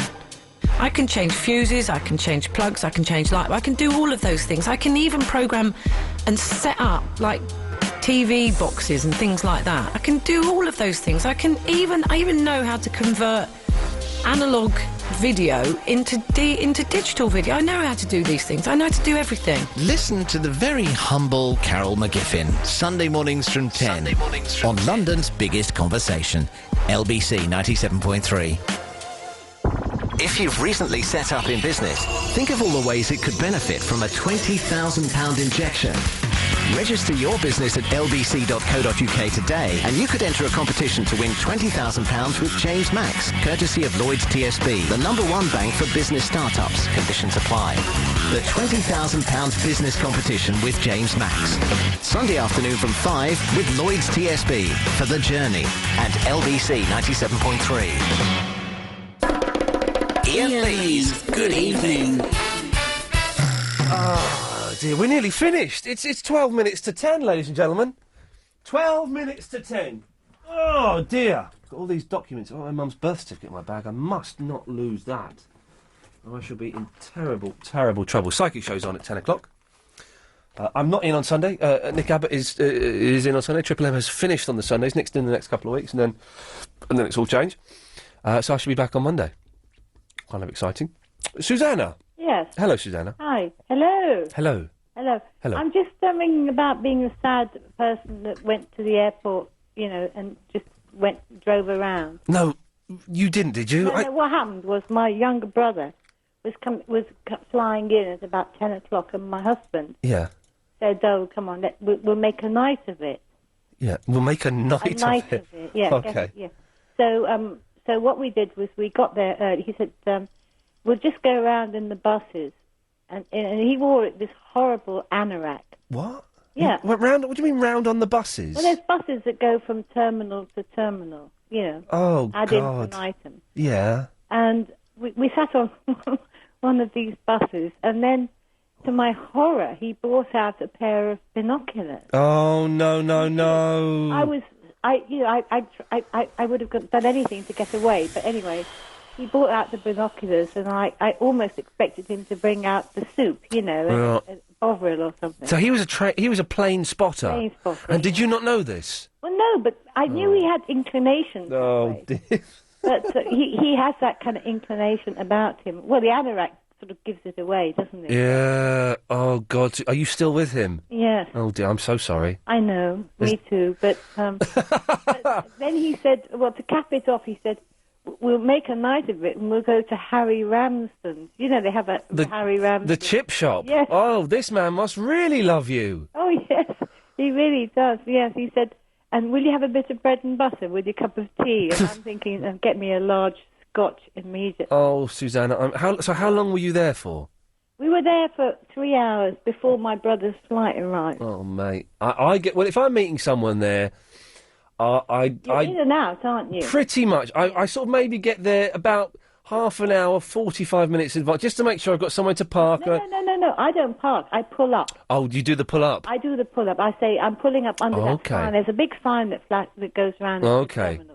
And I'll say I'll be there at a certain time. Okay. Well, last time I went to Burger King and had something to eat and took a book to read, and but that was it. But yeah, the pulling up is the best way of doing it. But I always pull up. There's no other way I will do it, Iain. Susanna, listen, thank you for that, and I'm so sorry to hear about that. I do hope things work out. No, I don't think they will. I think it's getting worse by the minute. But oh, bless you. But it was so mortifying. Susanna, thanks for that. Have a good weekend. And you. Bye-bye. Oh, I didn't think this bloke would ever be back on LBC 97.3. It's Vinny, ladies and gentlemen. Hello. What? Hello. You're a bit perky. Yeah, I had a fun day today. Why, what did you do? I was on the computer. Yeah, I heard. Yeah. It wouldn't let me... I've posted 2 comments and it wouldn't let me put my name up for some reason. Oh, So, do you want to give it... Ladies and gentlemen, the new phenomenon sweeping the country is listeners to this show doing their own podcasts. I've done one. G-Man's done one. It's rubbish. And now Vinny's done one. Vinny, just give out the address so people can go and listen to it. Yeah, it's the next big thing .mypodcast.com. The next big thing .mypodcast.com, and it is, I think, genuinely, it is the funniest thing I have ever heard in my... Vinny's recorded it in an internet cafe. So he's whispering. I must warn you, ladies and gentlemen, of course, it may contain swears. So just so you know, it may contain swears. So no youngsters. Chris is angry at me, isn't he? He's not. Yes. Yeah. Anyway, Vinny, what can I do for you? Yeah, so I was just wondering, how's your life? Because we haven't spoken for a long time, have we? My life is excellent at the moment. I've got a little niece now that I didn't have a few days ago. I'm not working Sunday nights anymore, which is very, very good. Who's taken over? Nick Abbott's doing the next couple of weeks, and then it's all change. Okay. I'm going to go home tonight and listen to the Psychic Show with Becky and Chris, and I'm going to play on the Xbox, and I'm going to beat people at Rainbow Six. Yeah, you gave a new number out. Let me see. 079. No. And so everything is going all right, Vinny, actually. It's been a good week. Yeah. Yeah. Well, thanks for calling. Oh, no, hang on. The thing is, you have to have a point now when you call up. That's the new thing. Is everyone has to have a point, and I don't think you have a point. Oh, okay. But does that really matter for you? Yes, it does. Let's go to Marcin. Marcin knows the rules, don't you, Marcin? Yeah, I do, and I've got a great story for you for an excuse not to go to work. Good lad, go on. Went to a Southampton hotel for a beer festival. Yep. Got very merrily drunk all day in the beer festival, drinking away. Yep. Booked the rooms, went upstairs. One of the girls left her handbag. Yeah. So we went back down, walked across the hall, picked up the handbag, came back out, got arrested, ended up in the police station. What? A great big fight had ensued during the time we had left the hall and gone upstairs and then come back down for the handbag. Yeah. And we didn't notice the fight was going on. Right. When we picked the handbag up. So when we got, after a night in the cells, it was too late to get back to work, to London.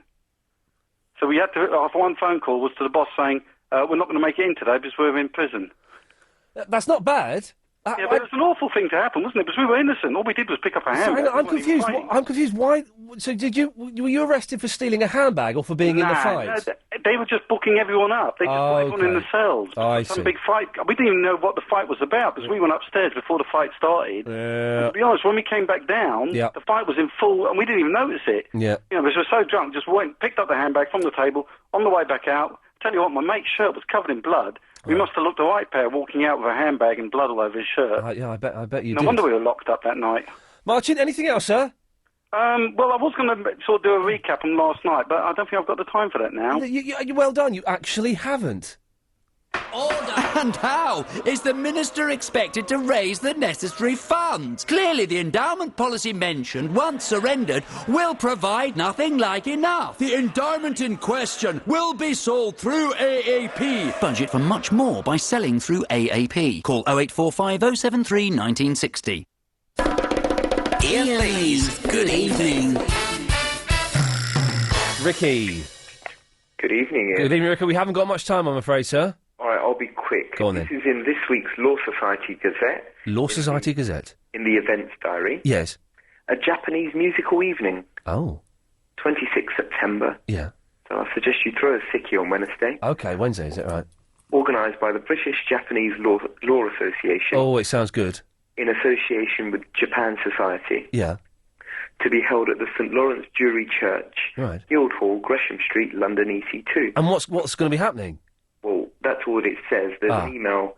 I can only assume that it's Japanese music. Ricky, thank you for that. I've got to move on because we're getting towards the end of the show. I need to join a Japanese society and practice my Japanese. Tracy, you've got an excuse for me, have you? I have, yes. Go on, let's hear it. Not long after I started this firm, I had crap at getting up for work. My cat stepped on the alarm clock, so I told them the excuse. They actually gave me a written warning for it and told me... Hang on, your cat slept on the alarm clock? No, he stepped on it. Oh, so and turned it off? Turned it off. And the actual chap who gave me the written warning, I actually then married. Oh, a little bit of sexual tension going on there. Did you marry him just to get off the warning?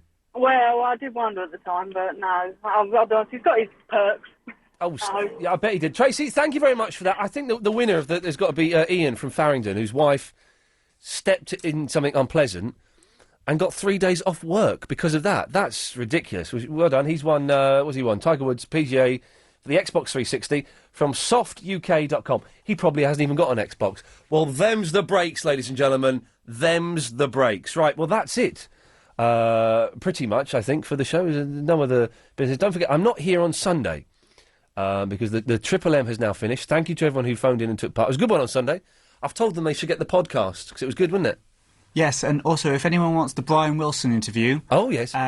Go on to the podcasting site, LBC Plus, and it's under special events. It's special events. Well, there we go. Fantastic. So, if you missed the show today, it sounded vaguely like this.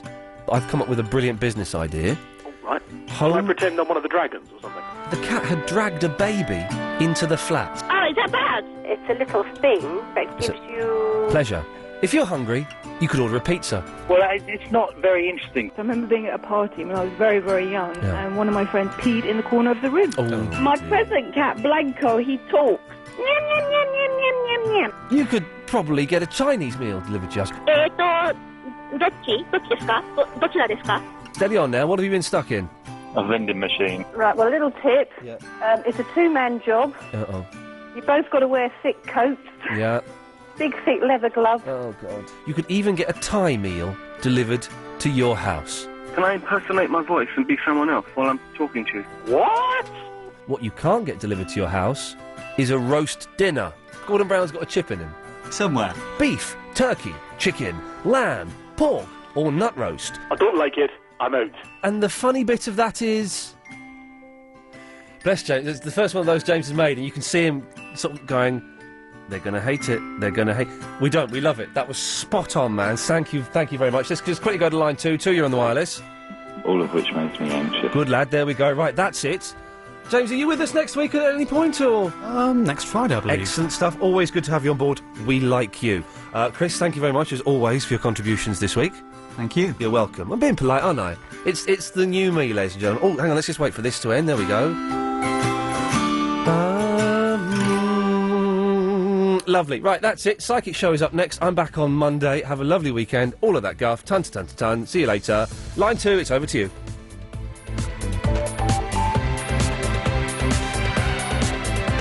Time's unbearably slow.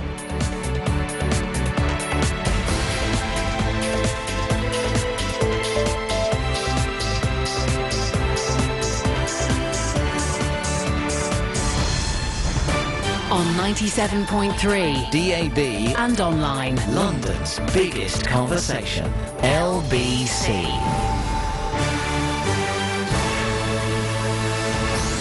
At 10, more foot and mouth is confirmed in Surrey. Mourinho speaks for the first time after leaving Chelsea, and Prince says bye to London and the O2. It's 10 o'clock. I'm Michael Trabulsi. Good evening.